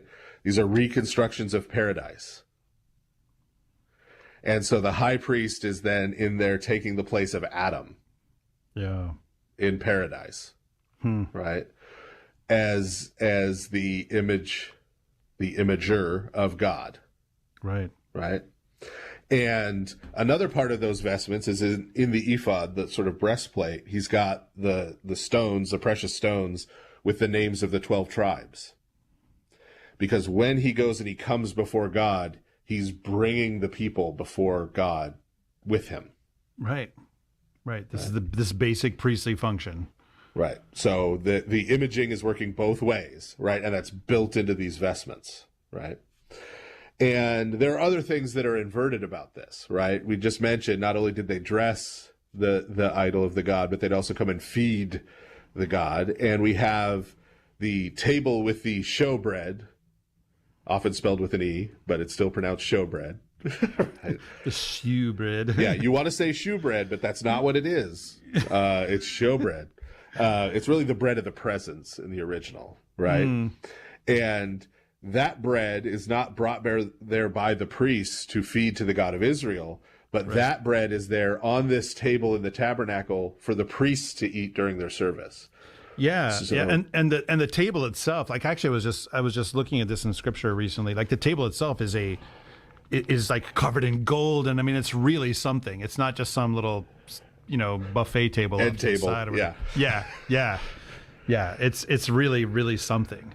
Right, because this is God's table, and he is feeding his priests, so it's directly inverted. Yeah, right. He's the host. He feeds the priest, feeds Israel. And right, exactly. That the priests are there in persona Israel. I don't know how you would work that out in Latin, but you get the idea. So, all right. Well, before we move on to the next point, we actually do have another caller. Kavya, are you there? Yes, I am. Welcome to the Lord of Spirits podcast, Kavya. What's on your mind? Thank you. So I actually have the reverse of Andrew's question earlier about priesthood and gender. So, you talked about what can be done to sort of image priesthood in a masculine sense. I'm thinking about the feminine sense as well. So, for those of us who are not literal mothers or nuns, what is spiritual motherhood? Like, what does it mean to bring life into the world? That's a good question. Father Steve, I'm going to let you go first on this one. Punt. So I'm not punting. I have things I can say. I think you're punting. You're trying to think of something. But I'll give you some time here. Don't worry. Fine. I'll cover for you. All right, thanks. I'm going to go make some coffee. I'll be right back. Right. So first of all, it's important that we talk about that participation, right? That participation element, right? So part of it is, now this is going to be more like, for example, an obvious example is for someone who is a literal mother. Obviously, parenting should not be each parent performing different functions, right? like they should be participating together. But also, this takes place in the community setting. The same thing applies that I was saying in terms of breaking out of this idea of individuality as being the source of identity as opposed to community, right? So when we're talking about bringing life into the world, we're talking about doing this in communal settings, right? So if you live by yourself, right, you could kind of do that into your home for yourself, but also you're going to be involved in the parish community, right? And so in the same way that I was saying masculinity can in part be worked out in providing, right? This also is true on the other side for femininity. And I'm not only talking about feeding people, but this does include feeding people, right? This does include sharing, things you make with your hands, whether that be food, whether that be other things, the work of your hand with people. This includes mentoring young women, right? Serving as a spiritual mother in that way, teaching skills, that same kind of thing, right?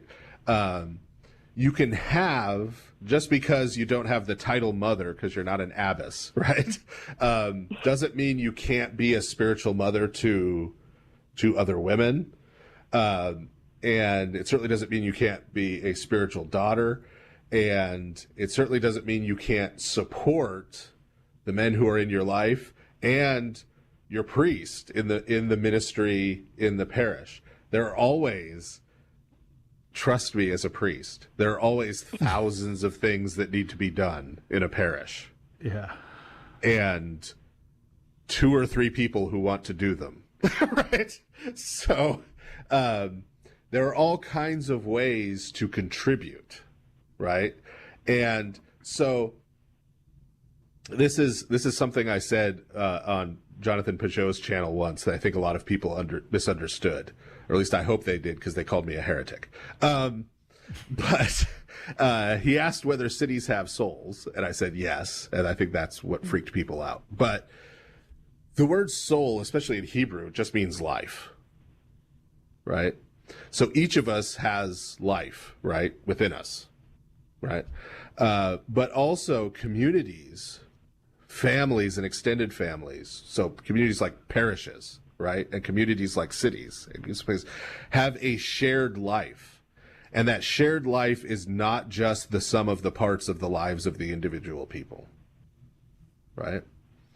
And so on one hand, if we're talking about on the masculine side, that life can either be in good order or not, right? In the same way, that can be an environment which is affirming to life, that brings forth more life, that encourages life, the abundant life that Christ was talking about, meaning the joy, the love, the peace, right, that comes from God. Or communities can be very ugly. They can become communities more characterized by death, right, and despondency rather than joy, and bitterness and hatred rather than love, right?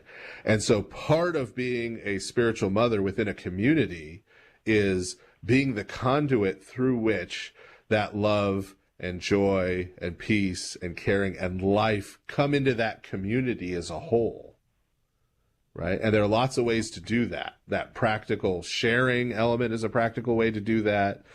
The mentoring, organizing of things, right, of activities and of everything else. All of those things are going to bring more life into the community and make it a place that is characterized by life and love and joy, right? And that's what you can play a part in doing, right? Again, it doesn't have to be to a nuclear family. In fact, the nuclear family we kind of have to get out of the way, right? It has to be bigger than that. That's too small. It has to be bigger than that, right? And so while, yes, you kind of have to be married and probably have at least one kid to technically have a nuclear family, if we take nuclear family off the table, then that's not required for you to, in the various levels of community in which you live, be someone who brings life and love and joy to each of those communities. Yeah. So that gave you a few minutes. What you got, Father Andrew? Oh, okay. Oh, hey, hey, everybody. No, well, I mean, number one, that was lovely, Father.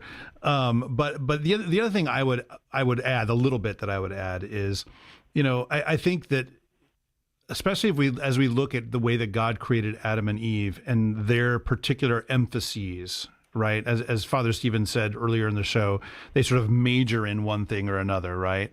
That Adam, his job is mainly to do this work of subduing, which is like cultivating and building, and that Eve's job is mainly to be fruitful, to multiply, to bring life, right? I think that meditating on that, and again, it's because that these things serve the salvation of these people, not because God is just assigning some kind of random task, So within that, then I would also add, especially that there's an internal aspect as well, right? Like I mentioned, this advice that I was given, get control of yourself. Now, the way that men and women get control of themselves is different because our temptations tend to be different, right? But I think that that's one of the best things that can also be done is to stabilize oneself, because we're all unstable, in one way or another. And whenever we feed our temptations, we become more unstable, right? And so that would be the thing that I would add is also to work on that internal life as well, and think about the way that bringing life into your own life, how it can be focused on that rather than on death, frankly, the opposite.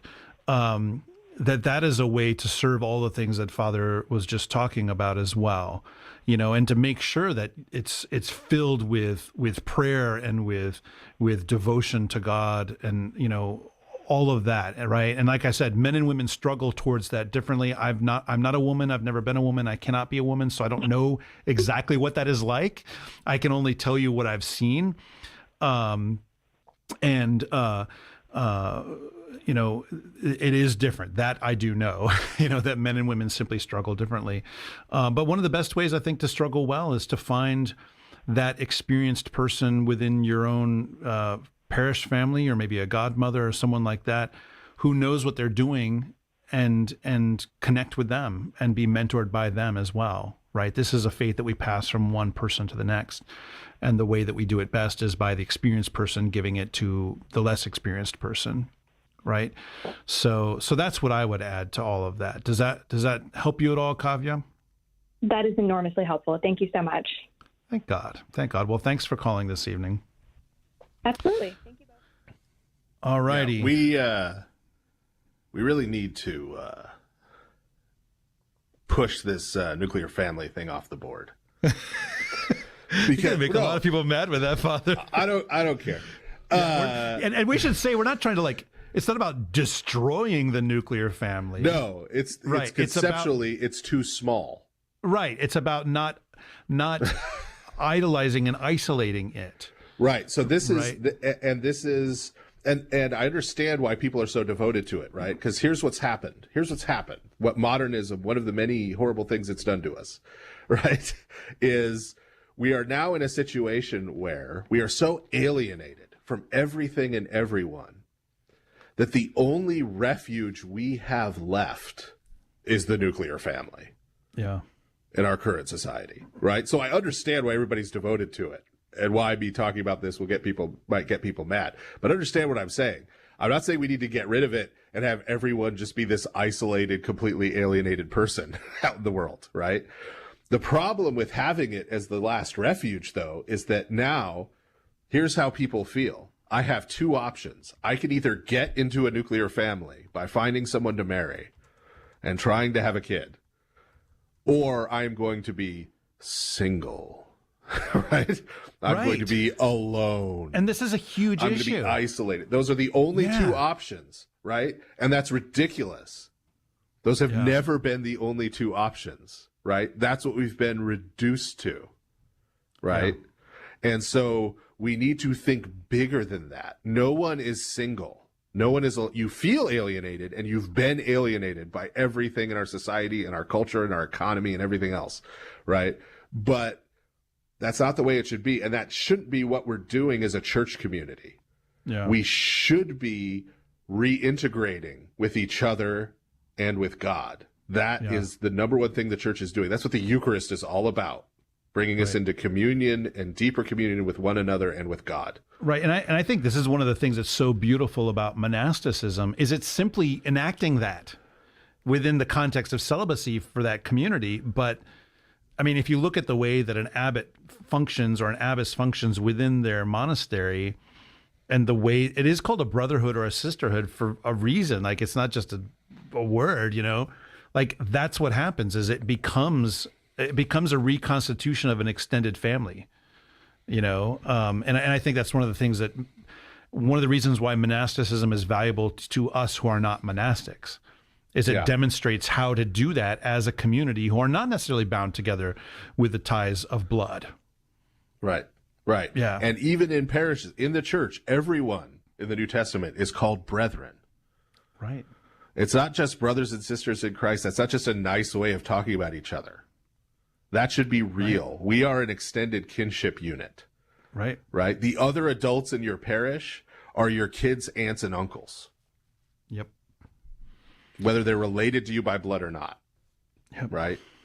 Yep. Big family. Anyway, end of rant. All right. It was a good rant, though. This is a beautiful Yeah, rant. but you know what's going to happen? You know what's going to happen now? Somewhere on Reddit and somewhere on Twitter, somebody's going to say, DeYoung wants to destroy the nuclear family. And I will read those posts and laugh heartily. I enjoy being flamed. Take Exercising the nuclear option. Yes. Right. I mean, so one of the things that we see in the Old Testament, actually, some people don't know this is in the Old Testament, is this idea that Israel is supposed to be a kingdom of priests. So, I mean, does that, Exodus 19, 5 and 6, right? Now, therefore, if you will indeed obey my voice and keep my covenant, you shall be my treasured possession among all peoples, for all the earth is mine, and you shall be to me a kingdom of priests and a holy nation. Doesn't that suggest that Korah and sons were right? Hey, we're all holy here, right? Yeah, I guess we got to rethink this whole thing. Oh. No. Yeah, no, I mean, the earth did swallow up Korah and sons, and the fire did go out from the Lord and consume them. Yeah, it is good countermanding evidence. Yes.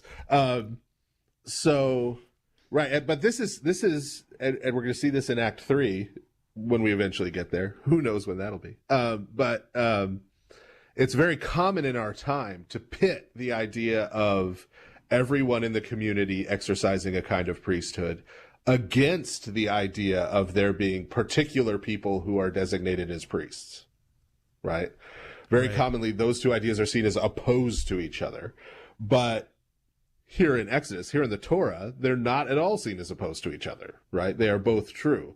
So how does that work, right, if they are a kingdom of priests? Well, we talked about those concentric circles in terms of the priesthood as it's laid out in the Torah, right? You have the high priest family, you have the priestly clan as the circle around that, you have the Levites as the circle around that, right? And each of those groups is called to a higher level of holiness, right? The high priest and his family are called to the highest level of holiness. The priests are called to the next highest level of holiness. Then the Levites, right? They're the ones who are camped around the tabernacle, right?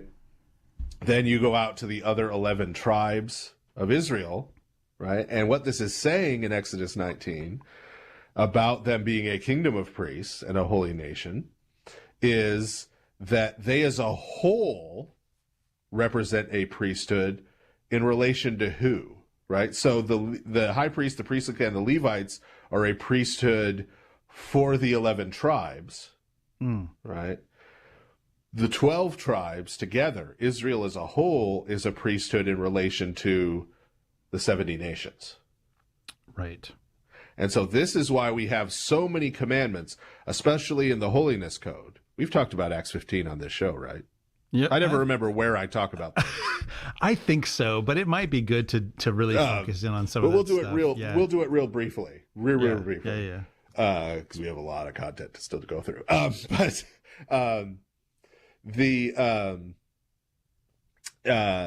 This comes up in Acts 15, right? But if you look at the Holiness Code in Leviticus, which is roughly Leviticus 17 through 23, people kind of argue, hey, you got to publish journal articles and write dissertations. So people argue about where it ends exactly, but something like 17 through 23 or 17 through 24 is referred to as the Holiness Code. And in there, almost all of the commandments are directed to the people of Israel. It says God says to Moses, tell the sons of Israel, no ham sandwiches, right? Right, tell the sons of Israel, right? Tell the sons of Israel. And then there are 4 commandments in there that are directed, he says, not only tell the sons of Israel, but also all the foreigners who are in the land of Israel, who dwell in the land. Right? Even though they're not Israelites, they haven't been circumcised, they're not eating the Passover, they still have to follow those 4. And those 4 are not at all coincidentally, exactly the 4 things that in Acts 15 are prohibited to Gentile Christians. Yeah. Right? And so Acts 15 is taking this very literal reading of Leviticus, almost like they think the law is still in effect. The Torah is still in effect. Go figure. How about that? But the point here being, for our purposes, is that Israel is being held to a higher level of holiness than the other nations are. Because they serve this priestly function over against the other nations, right? And they are closer in. They're in a closer concentric circle around the place where God is dwelling. And so they must have a higher level of holiness than the Greeks, the Babylonians, the Egyptians, right? Because they're Israel. And so this is why we don't have commandments, right? This is a difference between a lot of forms of Islam and what we find in the Torah, right? Is that in the Torah, they're never called, hey, go conquer Moab and make them stop eating pigs. Right. And circumcise them all by force. Right? It's never, this is the eternal law of God. You must subject the entire world to it. It's explicitly the opposite. It's explicitly, this is for you. Because you're this special people with whom God is dwelling. Therefore, you are now called to this higher level. Yeah. Right. And it's directed to you. And one primary place, this is just one example, but it's a really good example, where Israel plays this function for the 70 nations is at the Feast of Tabernacles as it's described in Numbers 23. We're on the Feast of Tabernacles. Every day they give this set of offerings. And all of the offerings each day are the same except for the number of bulls. Yeah. If you read Numbers 23, starting from, I think, verse 12 or whatever, it says, and then offer this many bulls. And then the next day, then offer this many bulls. Right. And if you count it all up, it turns out to be 70 bulls total. Right. 1 bull for each nation. Right. So this is a place where they are making sacrifices to Yahweh, the God of Israel, for the other nation, right? They're interceding for the world. The world, yeah. The whole as world. A people together, as a community. Okay? So to move through this kind of quickly, right? Just to move us up to the time of Christ, right? Because some stuff happens between Moses and the time of Christ. Meanwhile, things happen. 12 to 1,500 years worth of stuff. What happens, this gets really messy during what's called the Hasmonean period, which is the period described in the books of 1st and 2nd Maccabees. 3rd Maccabees is about Egypt, but 1st and 2nd Maccabees. Our friend Judas Maccabeus, a.k.a. Judah the Hammer. The Hammer. Yes. Living in a town called Emmaus, I really appreciate that. Yes. I don't think I sent out my Hanukkah memes this year. Anyway, I really want to bring back, as a favor to the Jewish community, at least the English-speaking Jewish community that's on the internet, I have these Hanukkah memes. I want to bring back an awareness of Judah the Hammer. Right? There's too much about candles, too much about gift giving. I want killing elephants and Judah the Hammer laying the smack down on Greek people. Yes. Pagan Greek people. It seems to be like every 13-year-old Jewish kid in this country would agree with me that that's way cooler. I'm just guessing. I'm not Jewish, but I bet I'm on board with this as well. So, Judah the Hammer comes, right? And he and his brothers reestablish an independent Judea, right? They have a revolution. They reestablish independent Judea. They rededicate the temple. That's what the Feast of Lights, what Hanukkah is all about. And then Judah's brother becomes the high priest. Yep, because why not? Yeah. Right. Yeah. So, there's not some sort of priestly descent, or he's not. Yeah. Yeah. And so the Hasmoneans, they sort of took the priesthood to the kingship. And then it kind of gets worse because by the time you get to about 150 BC and John Hyrcanus, he makes himself both the king and the high priest at the same time. And sort of presents himself as a messianic figure, went and destroyed the Samaritans' temple on Mount Gerizim, which never got rebuilt. Interesting fun point of fact, the rubble still existed at the time of Christ, and that's what the Samaritan woman was referring to when she said, this is where we worship. Yeah. That didn't help relations between Judeans and Samaritans. Right? Yeah. Yeah. So, and then it's sort of then that family, the descendants of that family, who hold the priesthood at the time of Christ. This is the party that's called the Sadducees in the New Testament, who have control of the temple in Jerusalem and its environs and the sacrifices. Sadducee is sort of an anglicized sort of corruption of Zadokites. So they called themselves the Zadokites to act as if they were descended from Zadok because they could read, and they saw that that's who the high priests were supposed to be descended from. Right. But they weren't. They just identified as Zadokites. They were not actually Zadokites. And so they essentially, they're most famous for not believing in the resurrection in the New Testament. But we don't appreciate now the level of true corruption that was there, where they had turned the temple into essentially a business venture. Yeah. It was sort of Jerusalem Temple Inc.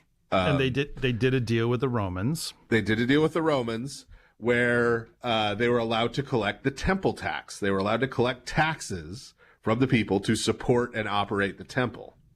And so what they would do is they would demand extortionate tax rates. And then when people couldn't pay them, they would confiscate people's land to pay the debt. And so by the time of Christ, about 70% of Judean land was owned by the Sadducees, by the high priestly family. Wow. And the people, and then because they now essentially evicted people from the land that was given them by the Torah to their families. Right. But given to them by God, they had basically evicted them. They would then basically have them come back for slave wages as peasant farmers and work what used to be their own land. Right. So basically with the turn profit them into serfs. Yeah, with the profit from that going back also to the Jerusalem temple. Yeah. Right. So thanks. Yeah, it's not just that people were selling had too expensive prices on their sacrifices when Jesus comes and cleanses the temple. There was a lot more fiduciary irresponsibility going on at the Jerusalem temple by this point. And so this is what lies behind a lot of the things that Christ directs toward the temple and the high priesthood in his preaching. There's some really negative things that sound really unchristlike to us that he says. But right. This is why, right? This is why they are literally oppressing the people, right? They are supposed to shepherd these people, and instead they're making lamb kebabs of these people. Wow. Right? Could use a good jubilee. Yeah. Yeah. All right. Well, that's the second half. We're going to go ahead and take a short break, and we will be right back in a few minutes. Father Andrew Stephen Damick and Father Stephen DeYoung will be back in a moment to take your calls on the next part of The Lord of Spirits. Give them a call at 855-237-2346. That's 855-AF-RADIO.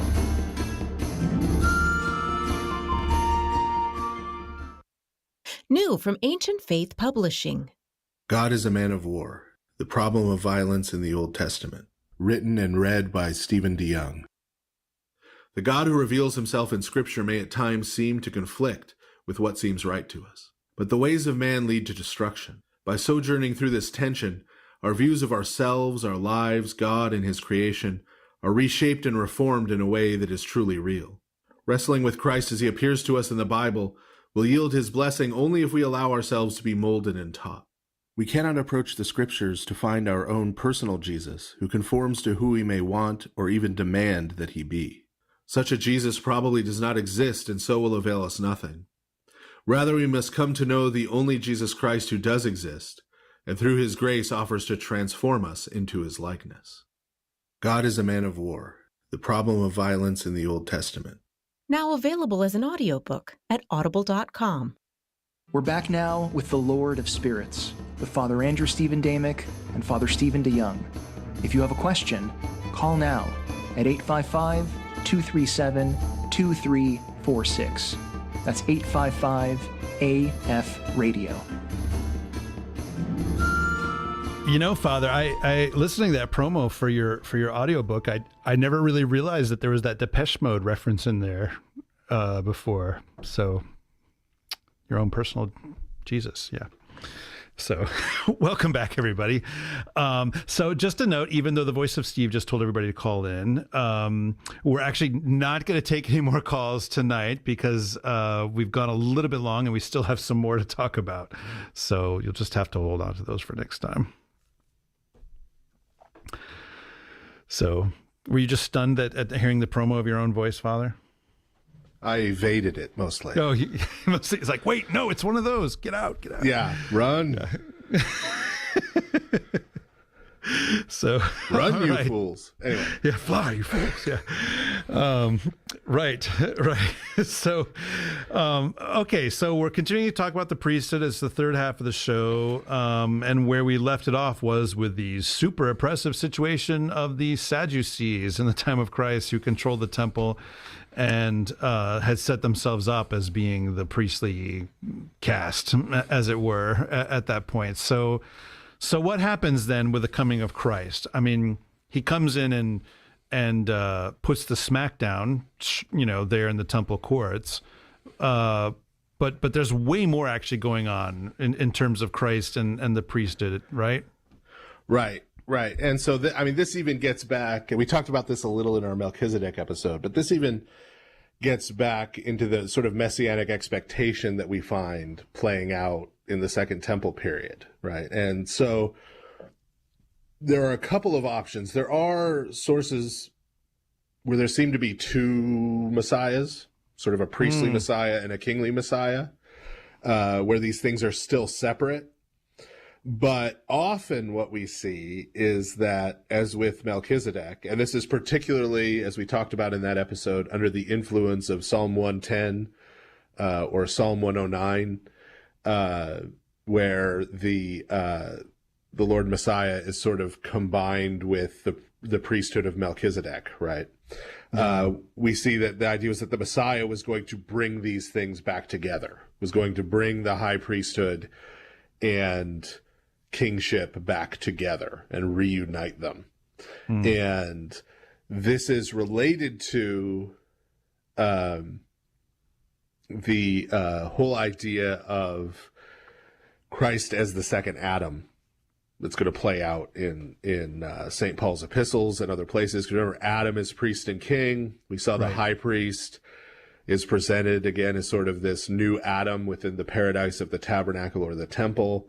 Right. And then now also, right, the idea is that being restored represents a restoration of humanity, a restoration of human nature. All of these ideas are sort of intertwined in what is expected from the Messiah, right? And so, as you can read at length in Hebrews,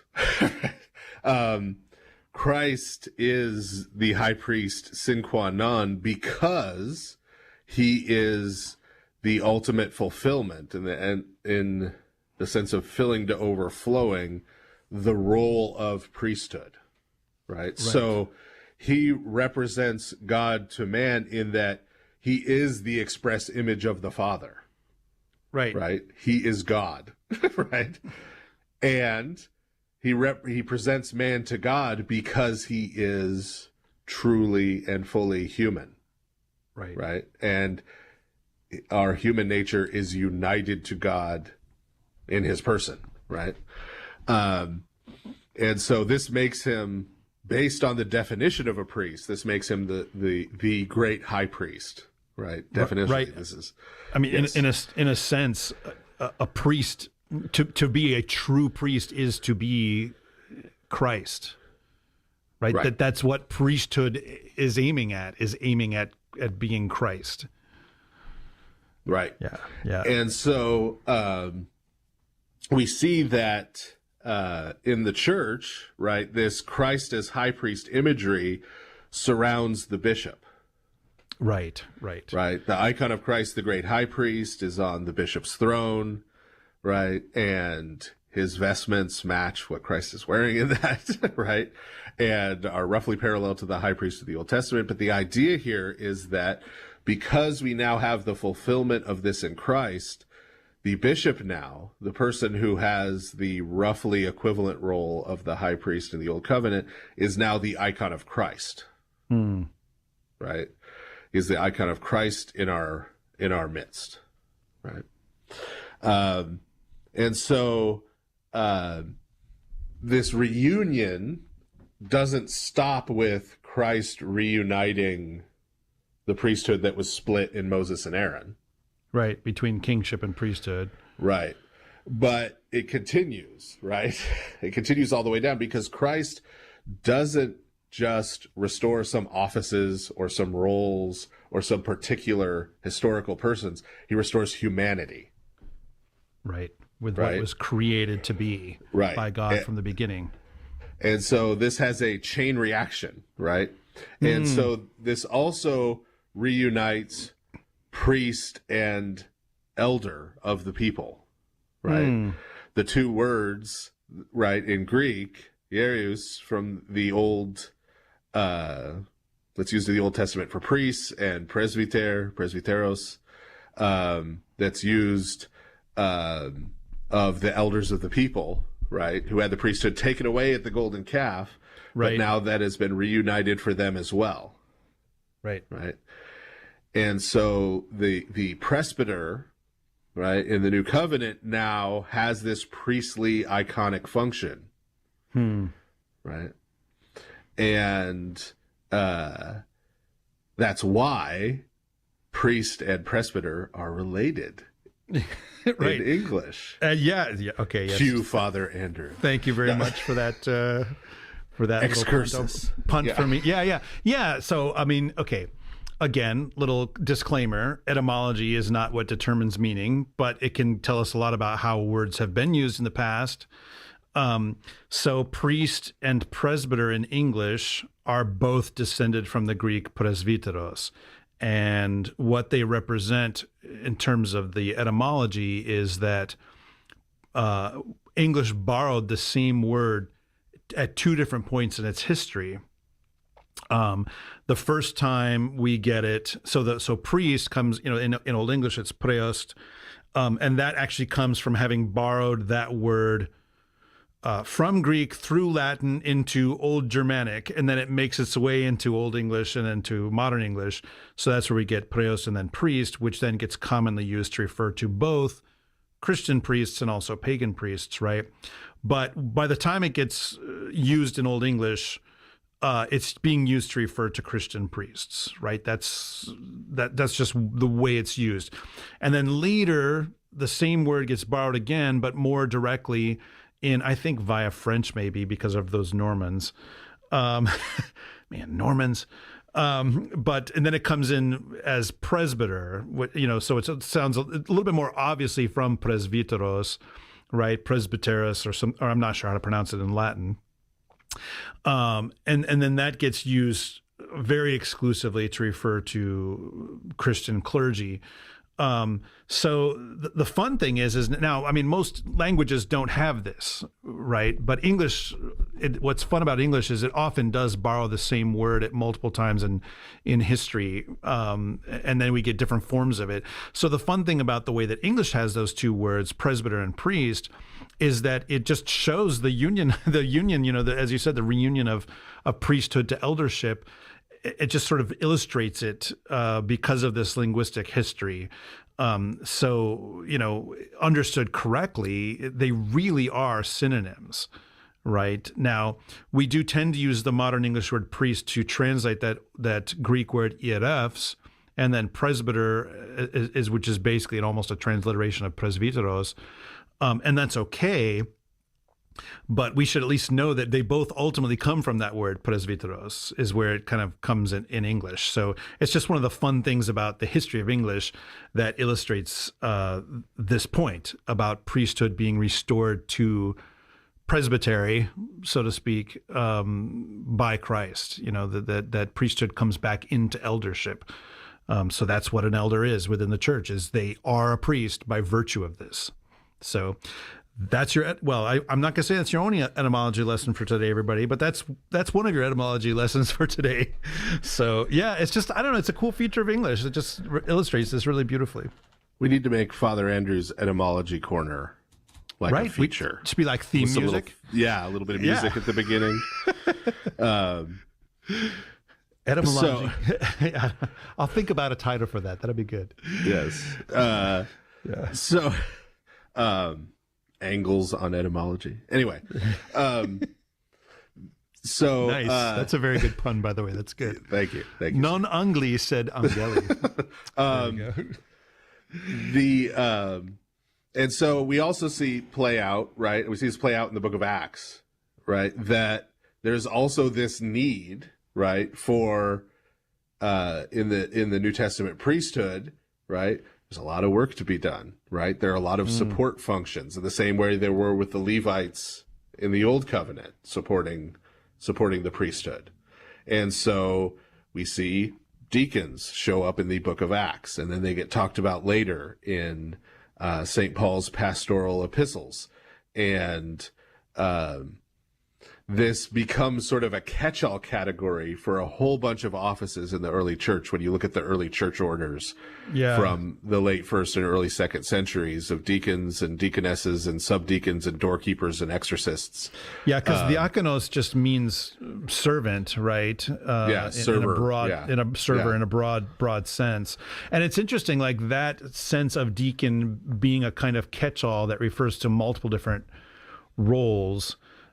It still exists, like in the Coptic churches and the Syriac churches and those influenced by them. I've heard them refer to reader deacons and subdeacons, and and then they'll use the phrase full deacon to refer to what is generally, in English anyway, is called a deacon. Although, like in Arabic, you've got Shamas al-Nur, which means deacon of the light, which is a subdeacon, and then you got Shamas al-Injil, which is a deacon of the gospel, which is the role that we normally call a deacon in English. So it's interesting, and it has that broad sense, very much like the Levites had all these different kinds of roles, and that's a lot of people. I mean, the Levites are not just a group of men. It's all of them and their families. It's a whole tribe are the Levites. It's a whole mishpacha. Oh, I don't know that word. It's a Yiddish pronunciation of a Hebrew word. Okay. But and just to save everybody a PS on the angry letter you're writing about me blowing up the nuclear family, because since I said the word deaconess, right? Right. Yes, deaconesses in the early church were not women who were made deacons. Deaconess was its own thing. It's a separate thing. Yeah. It's its own thing that men could not do, right? It was its own thing, and that is parallel when you think about it, because the Levites, when we're talking about the Levites, we're not just talking about the male Levites, right?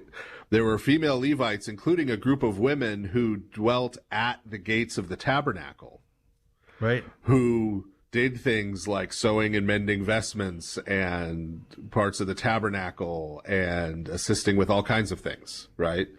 So there were female assistants who had their own duties in the Old Covenant, and that continues, right, in the New Covenant. There's this continuity. But so we have these structures that emerge within the New Testament, right, that are parallel to the similar structures in the Old Covenant, right, but that have found their fulfillment now in Christ, right. And sort of like how they were concentric circles, they're also concentric circles in a sense now, because every bishop is also a priest and also a deacon. Right? So if you have bishop as the center circle, then the circle around that would be the presbyterate, and then the circle around that would be the diaconate. Right. Right? And then you could put another circle with sort of the sub-diaconate, right? All those other offices, right? And then in the circle outside that, the people, right? Because just as the people of Israel as a whole exercised a certain kind of priesthood in the Old Covenant, so also, in exactly the same way, using exactly the same words, for example, in 1 Peter 2, verse 9, the members of the Christian community, the members of the church as a whole, exercise the exact same kind of priesthood. Yeah, I mean, St. Peter pretty much almost exactly quotes this from the Old Testament. A chosen race, a royal priesthood, a holy nation. Yeah, and it's interesting. It has this purpose that you may proclaim the excellencies of him who called you out of darkness into his marvelous light. Like the whole point of being that the church is this royal priesthood, this holy nation, is so that they can, bring God to the world and bring the world to God. I mean, it's exactly the same thing over and over. It's exactly the same thing. Sorry, dispensationalists. So this means that the church has the same relationship to the world that Israel had to the 70 nations. Right. That our task is to represent God to the world and the world to God. That our goal is to integrate. Right? If the church is the new paradise, right, then we're going out and, like Adam, integrating, not conquering, right? Right. Not imposing our will, right? Not dominating. Right. Bring people into paradise and they become conformed to paradise, not like, this sort of utopian totalitarianism. I mean, that's the most extreme version, okay? Yeah. But not like, go out and make everybody behave a certain way. Right. Or like Livy said about Rome, create a wasteland and call it peace. It's really peaceful out there now that all the people are dead. Yay. Right. And then also on the other side, interceding for the world before God. And this is why the Eucharist is offered for the life of the world and for its salvation. Right. According to the liturgy of St. Basil. So this priesthood of the faithful, right, within the church, just like in Israel, is not opposed to there being certain people who exercise another kind of priesthood. These aren't opposed ideas, right?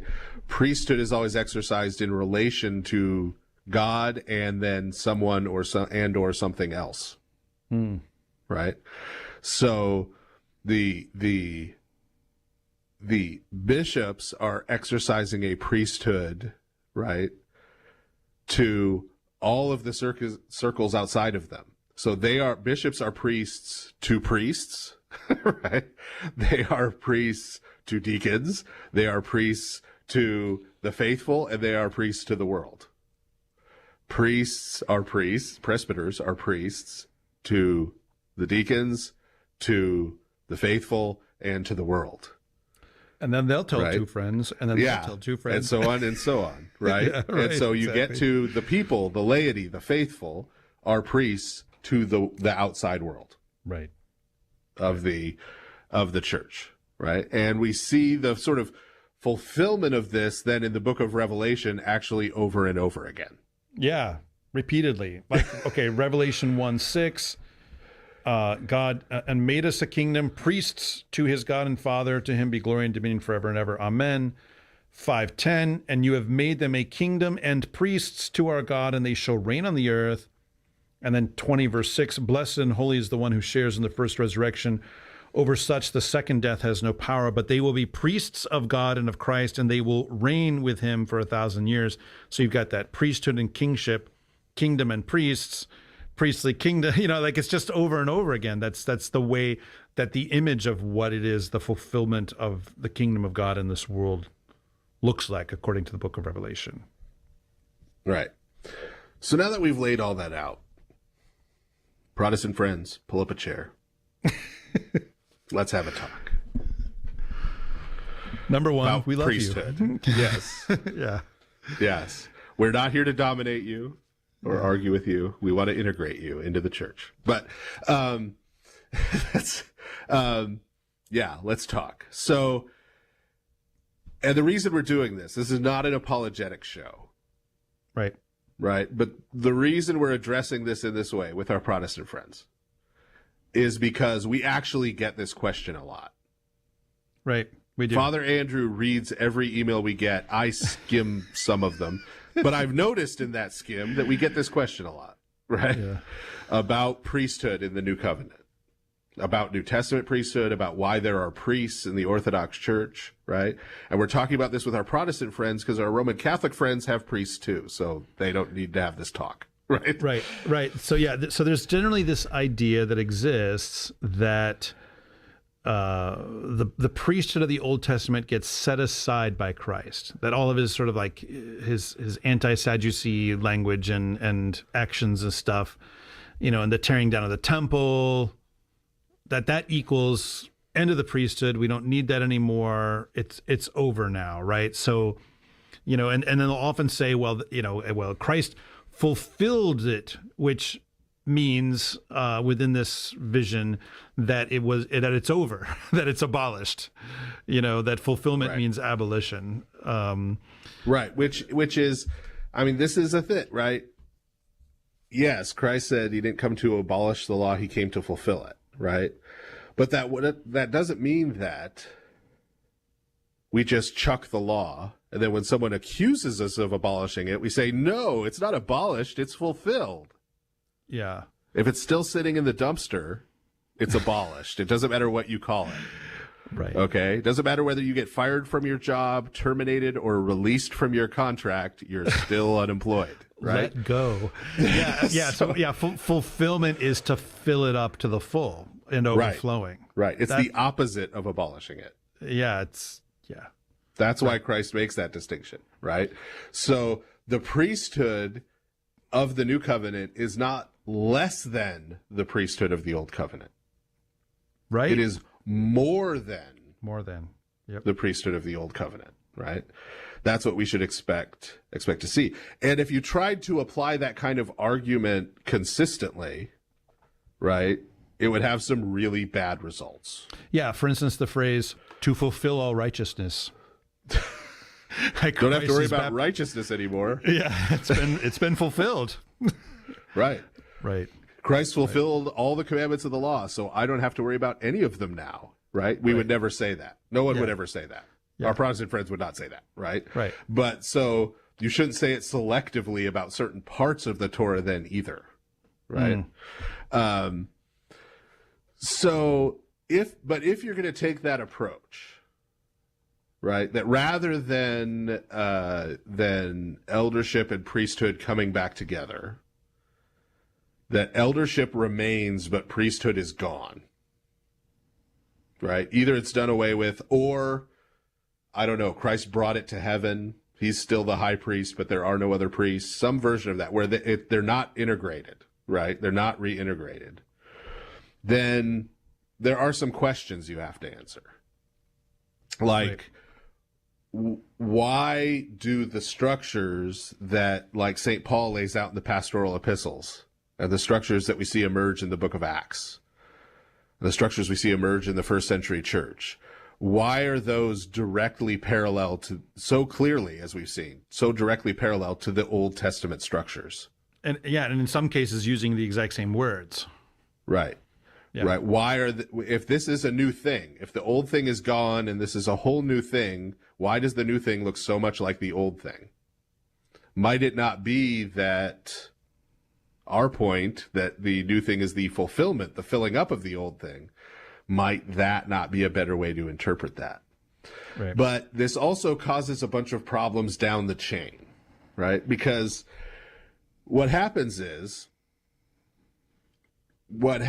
when we talk about the offices in the church then, as they're usually talked about in like the Protestant reformers, and most of them take some kind of three office view, meaning they have something similar, the Protestant reformers, I mean.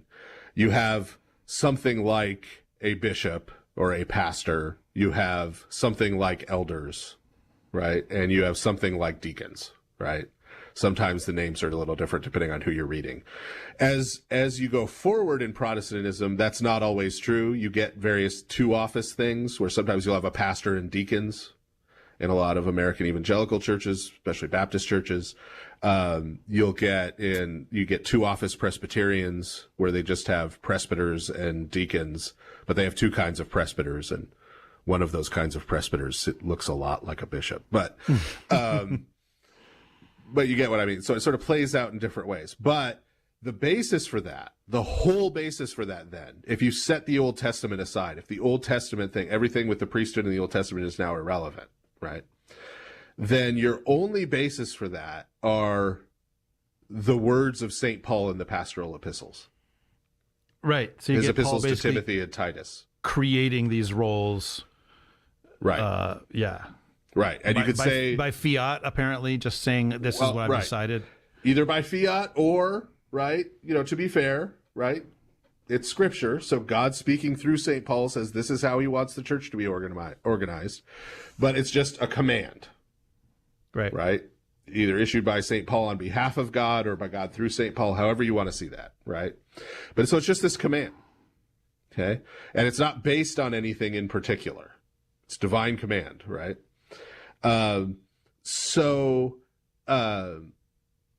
If they're not connected like that, right, then they become subject to a whole lot of interpretation. And 1st and 2nd Timothy and Titus aren't that long, and they're not that detailed. Right. There's not a lot there about the roles.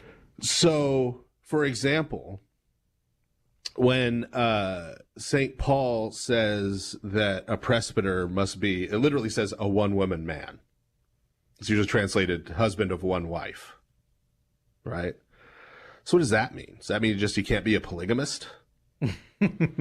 Does that mean he can't be divorced? Is the male part the important part? Or is just the only married once the important part, and it could be a woman? Right. Right? And this is not just me making up hypotheticals. Yeah, this is real applied stuff. This is real life, right? Yeah, among our Protestant friends in their various communities, right? These are arguments that are made, right? Because all we have to go on are these few words from St. Paul, right? And so how do we interpret, how do we understand them? What are the parts that he's meaning to be a rule, and what are the parts that are not really rules and just descriptive, right? And so that then, once you could read these lots of different ways and make lots of different arguments, right, you get a kind of chaos that you see play out in church leadership in various different types of churches, whether they're in a denomination or non-denominational or what have you, right? And so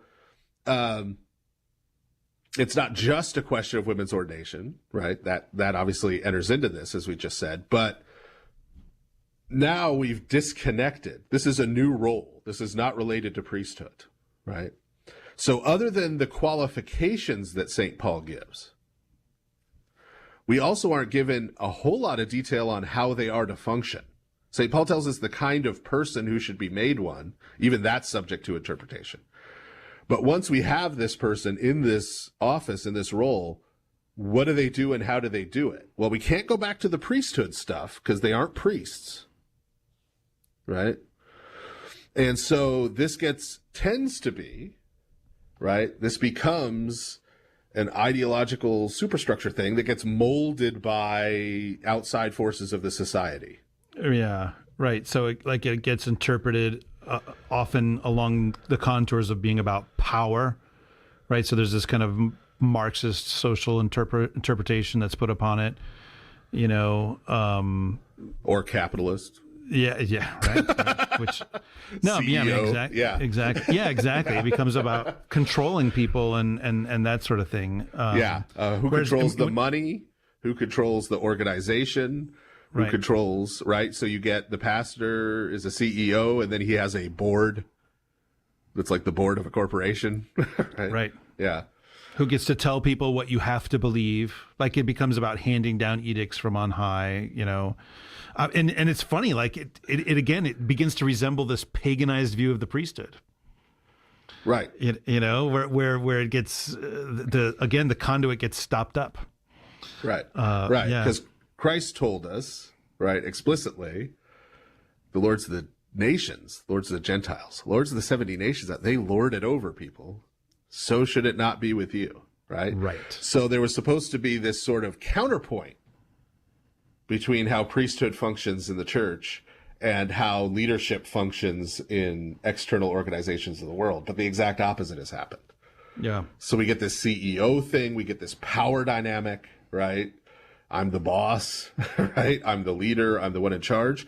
Or you get the opposite, right? You get the opposite where, especially more recently, 1970s and on in the United States, for example, where it becomes all about the pastor is and the elders they are there to provide care of a certain sort, right? They are caregivers. They're providing pastoral and spiritual care.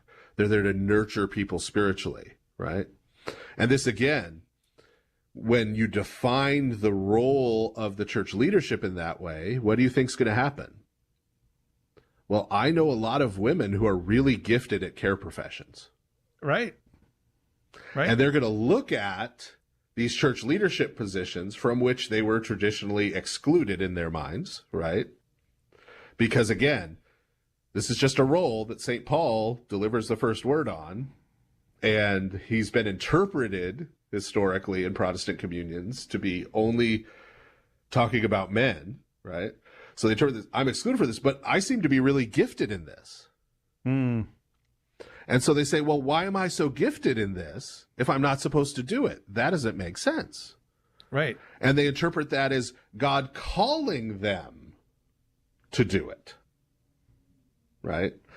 They interpret it that way because we've redefined we've redefined what it is, right? As this function. And so why shouldn't someone of any gender or any age or any marital status, right, be able to do that if they're gifted to do it? Right. And so you get both, right? This dynamic is why you have both like liberalizing trends within Protestant churches and authoritarian trends in other Protestant churches, right? Right. Where you have pastor as dictator on the one hand and pastor as caring nurturer on the other, right? And so if the presbyter isn't a priest, right? If the pastor isn't a priest, then he, she, they can end up being, right, you know, a counselor, a motivational speaker, a CEO, a worship leader, or a liturgist, right? All of those things become the definition because there isn't another real biblical one. And so we get one from the culture. Yeah. And you know, it's not that most of those things are bad in and of themselves. Right. Like you know, a counselor is a good thing to have, you know, like it's good to have a counselor. Right. But that's not what priesthood is. And as we've seen, it's not therefore what presbyterate is. Yeah. You know, like a presbyter might be a counselor. Like there are, I know some priests who are, you know, like they actually have that ability and training and they're good at it. But you know, that's not core. That's not within the core of what the priesthood actually is. They're that qua person, not qua priest. Yeah. Yeah. Right. And to be fair, right, this same pressure that has been exerted on our Protestant friends is also exerted, at least in this country, and I'm sure in other Western countries, on the Orthodox Church. Yeah, there's the expectation that Orthodox clergy are supposed to be these things too. Yeah, are supposed to be, you know, master liturgists or CEO of a small nonprofit or what have you, right? So this is affliction. But here's what I'm saying to my Protestant friends. Honestly, the way out of that mess is, and our Protestant friends should have no problem with this, is to go back into the scriptures and recover the connection between the offices of leadership in the New Covenant, in the New Testament, and those in the Old Covenant and the Old Testament, and to see that presbyters are now once again priests, and that priesthood is how authority is to be exercised in the church in this transparent way. Well, to wrap things up, one of the things that occurred to me as we were having our conversations about all this is, it's no secret, my great love for the works of J.R.R. Tolkien. One of his very good and remarkable essays is called On Fairy Stories. And it's a piece of literary criticism. It's a lecture that he gave and then got published some years later. And he makes the point, so just hang with me here. He makes the point that a fairy story or a fairy tale is not a story about fairies, right? However you want to define fairies. He actually hated the idea of fairies as being, diminutive little people. For him, they were otherworldly, almost humans, but, elves or whatever. But he makes the point that a fairy story or a fairy tale is actually about human beings entering into a realm that he would call fairy, which he didn't invent that term. And it's often spelled F-A-E-R-I-E, fairy. And that it both encompasses the idea of human beings crossing into another realm and also standing in the presence of something otherworldly, right? That's how he defines what a fairy story or a fairy tale is about. And of course, if you're familiar with his fictional works, you know that that is a pretty significant element in what he likes to write about. And, as we try to get our minds around as much as possible what the priesthood is, which is not totally possible because this is a gift from God and it's about participating in who Christ is. So we can't really truly understand it or comprehend it. We can participate in it.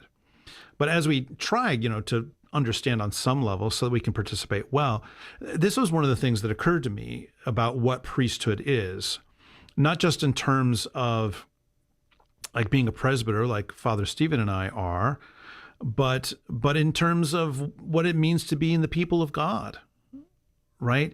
So on the one hand, we come in contact with what is otherworldly, right? And I don't just mean the unseen world in general. I mean God in particular.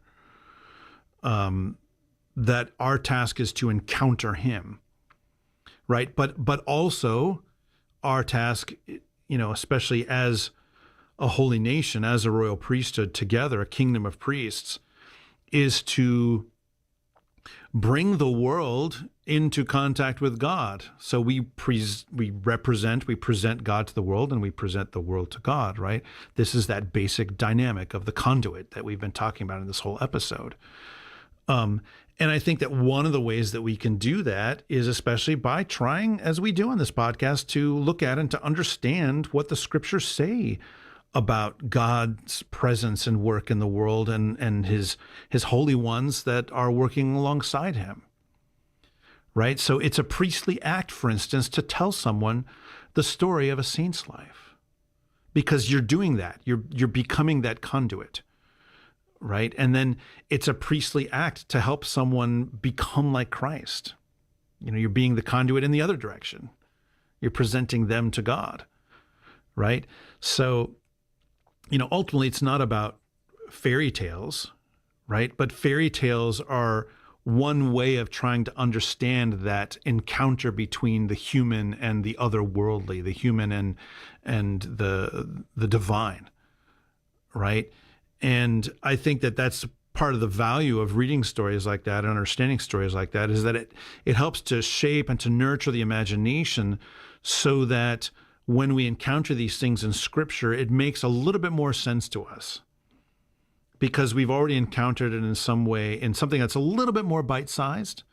They're not absolutely analogous. It's not absolutely analogous, but it can help to form the human person to be more receptive to the reality that is being described in Scripture and to be more receptive to the reality that we actually encounter in the divine services, especially the divine liturgy itself, the Eucharist. Right? And so, like I said, it's not the only angle, it's not required, but it's one angle. And I think that all of us as human beings encounter stories which are about this encounter, again, of the human with the otherworldly, with the divine, with the astonishing. And I believe that the more that we become the storytellers that God has made us to be, and by that I don't mean that you necessarily have to write novels or whatever, but simply to tell the story of the scriptures, to tell the story of the lives of the saints, then we are functioning in that priestly way. One way of functioning in that priestly way. There's a lot of ways, but this is one in particular. Father Stephen? I didn't know you liked Tolkien. I do. Oh, okay. I know. I've been hiding it for a while. Even after all these years, I learned something about you. Yep. So, as we talked about, priesthood is a way of relating to the world and the people in it, and relating to God. And we've fallen into all kinds of different ways of relating to other people and relating to God that are not what we've described tonight as priesthood. But let's think about for a minute what that might look like if we decided to do that, right? What does it look like if someone who's parenting children parents them in a priestly manner? Well, for one thing, then a child being disobedient wouldn't be about them transgressing or challenging your authority. It wouldn't be about your ego versus their ego, and your ego needing to crush theirs and put them back in their place as a child under your authority. It might look a lot more like seeing a child's disobedience as them having alienated themselves from God and from the family. And your task as a parent being to do the work with them, to reintegrate them, to bring them back into communion with the family and with God. It's a very different thing. And the same thing could be true with employees, with students who you teach, with people who you supervise in a job situation. We could approach other people in the sense of wanting to reintegrate what is broken, to reconnect what's been separated, right? To rebuild after all the alienation we've all suffered. Reconnect and to heal. Right? We all have the capacity to do that in every encounter we have. And that's not just true on this personal basis, right? Because the Christian world, especially in the United States, I'm sure this is true other places too, spends a whole lot of its energy trying to enforce the rules that govern the lives of Christians on the country around us and the world around us. We approach our larger community, not now our church community, not now our parish community, but our city, our state, the country we live in, as a place that we need to now use power relationships, use what power we have as citizens to try to conform it, to try to sort of conquer it, to try to take control of it, and then make it into what it should be, right? And this is not just true of one quote unquote side. I don't know that there are even two sides in American politics anymore, but that's a whole other topic. But, on one side, right, we need to seize the levers of power and remake things and use our power to make sure that certain sins are made illegal so that we can try to stomp them out. Even among people who don't know Christ and don't believe in Christ, we'll cross a couple sins off the list that we won't let them commit. The other side says we need to do something by force, using the mechanisms of power, using our power as citizens to make sure that the people who we should be feeding get fed by the state.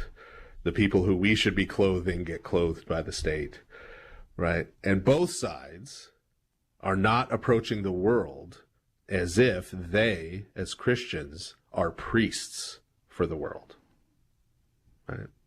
Because I, as a priest, am not called to go run for mayor. In fact, I'm not allowed to as an Orthodox priest, or Congress, or president. I'm not called to take over and those mechanisms and try to enforce these things. I'm called upon as a priest to represent Christ to the world and the world to Christ. Right? God didn't send us into the world to condemn it, whether that's condemning it as a woke scold or condemning it as a Puritan of the more traditional type, right? But that the world might be saved. That's why we're sent. And so we need to be going out into the world and seeking to integrate the world into the church as the new paradise on this larger scale. And that's a priestly function that, as we said, every single Christian has. And we do it directly, through direct action with people. We bring Christ to them, and then we bring them back to Christ. At first, that may only be in prayer. Maybe eventually we get them to come to Christ themselves. But that has to always be our goal. Because, Lord willing, if that's how we're living our life as Christians, then as those people become Christians, guess what? They're going to live a Christian morality. And they're going to care for the poor and the needy. They're going to do all of those things that we've been busy trying to do politically and, by the way, failing miserably. They're going to do all those things as Christians, and better than that, they're going to find salvation and eternal life, which is a whole lot more important than the wealth gap or how much sin is going on in any given city. So those are my thoughts. Amen. Well, that is our show for today. Thank you very much, everyone, for listening. If you didn't get a chance to call in during the live broadcast, we'd love to hear from you either via email at lordofspirits@ancientfaith.com, or you can message us at our Lord of Spirits podcast Facebook page. I read everything. Father Stephen skims everything, but we can't respond to everything. And we do save what you send for possible use in future episodes. I skim some things. Join us for our live broadcasts on the second and fourth Thursdays of the month at 7 p.m. Eastern, 4 p.m. Pacific.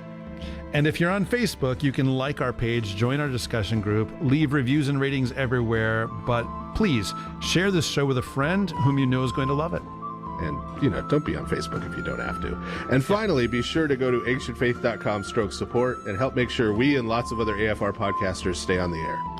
Thank you very much. Good night, and may God bless you all.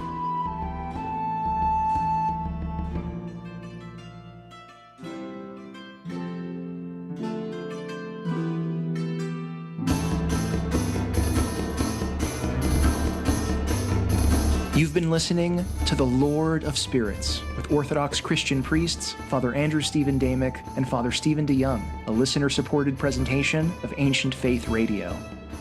And I beheld, and I heard the voice of many angels round about the throne, and the beasts, and the elders, and the number of them was 10,000 times 10,000, and thousands of thousands, saying with a loud voice, "Worthy is the Lamb that was slain to receive power, and riches, and wisdom, and strength, and honor, and glory, and blessing." Revelation chapter 5, verses 11 through 12. Welcome to Tending the Garden of Our Hearts. I'm Elisa Bieletich. And I'm Christina Wenger. We're here with another meditation for the whole family.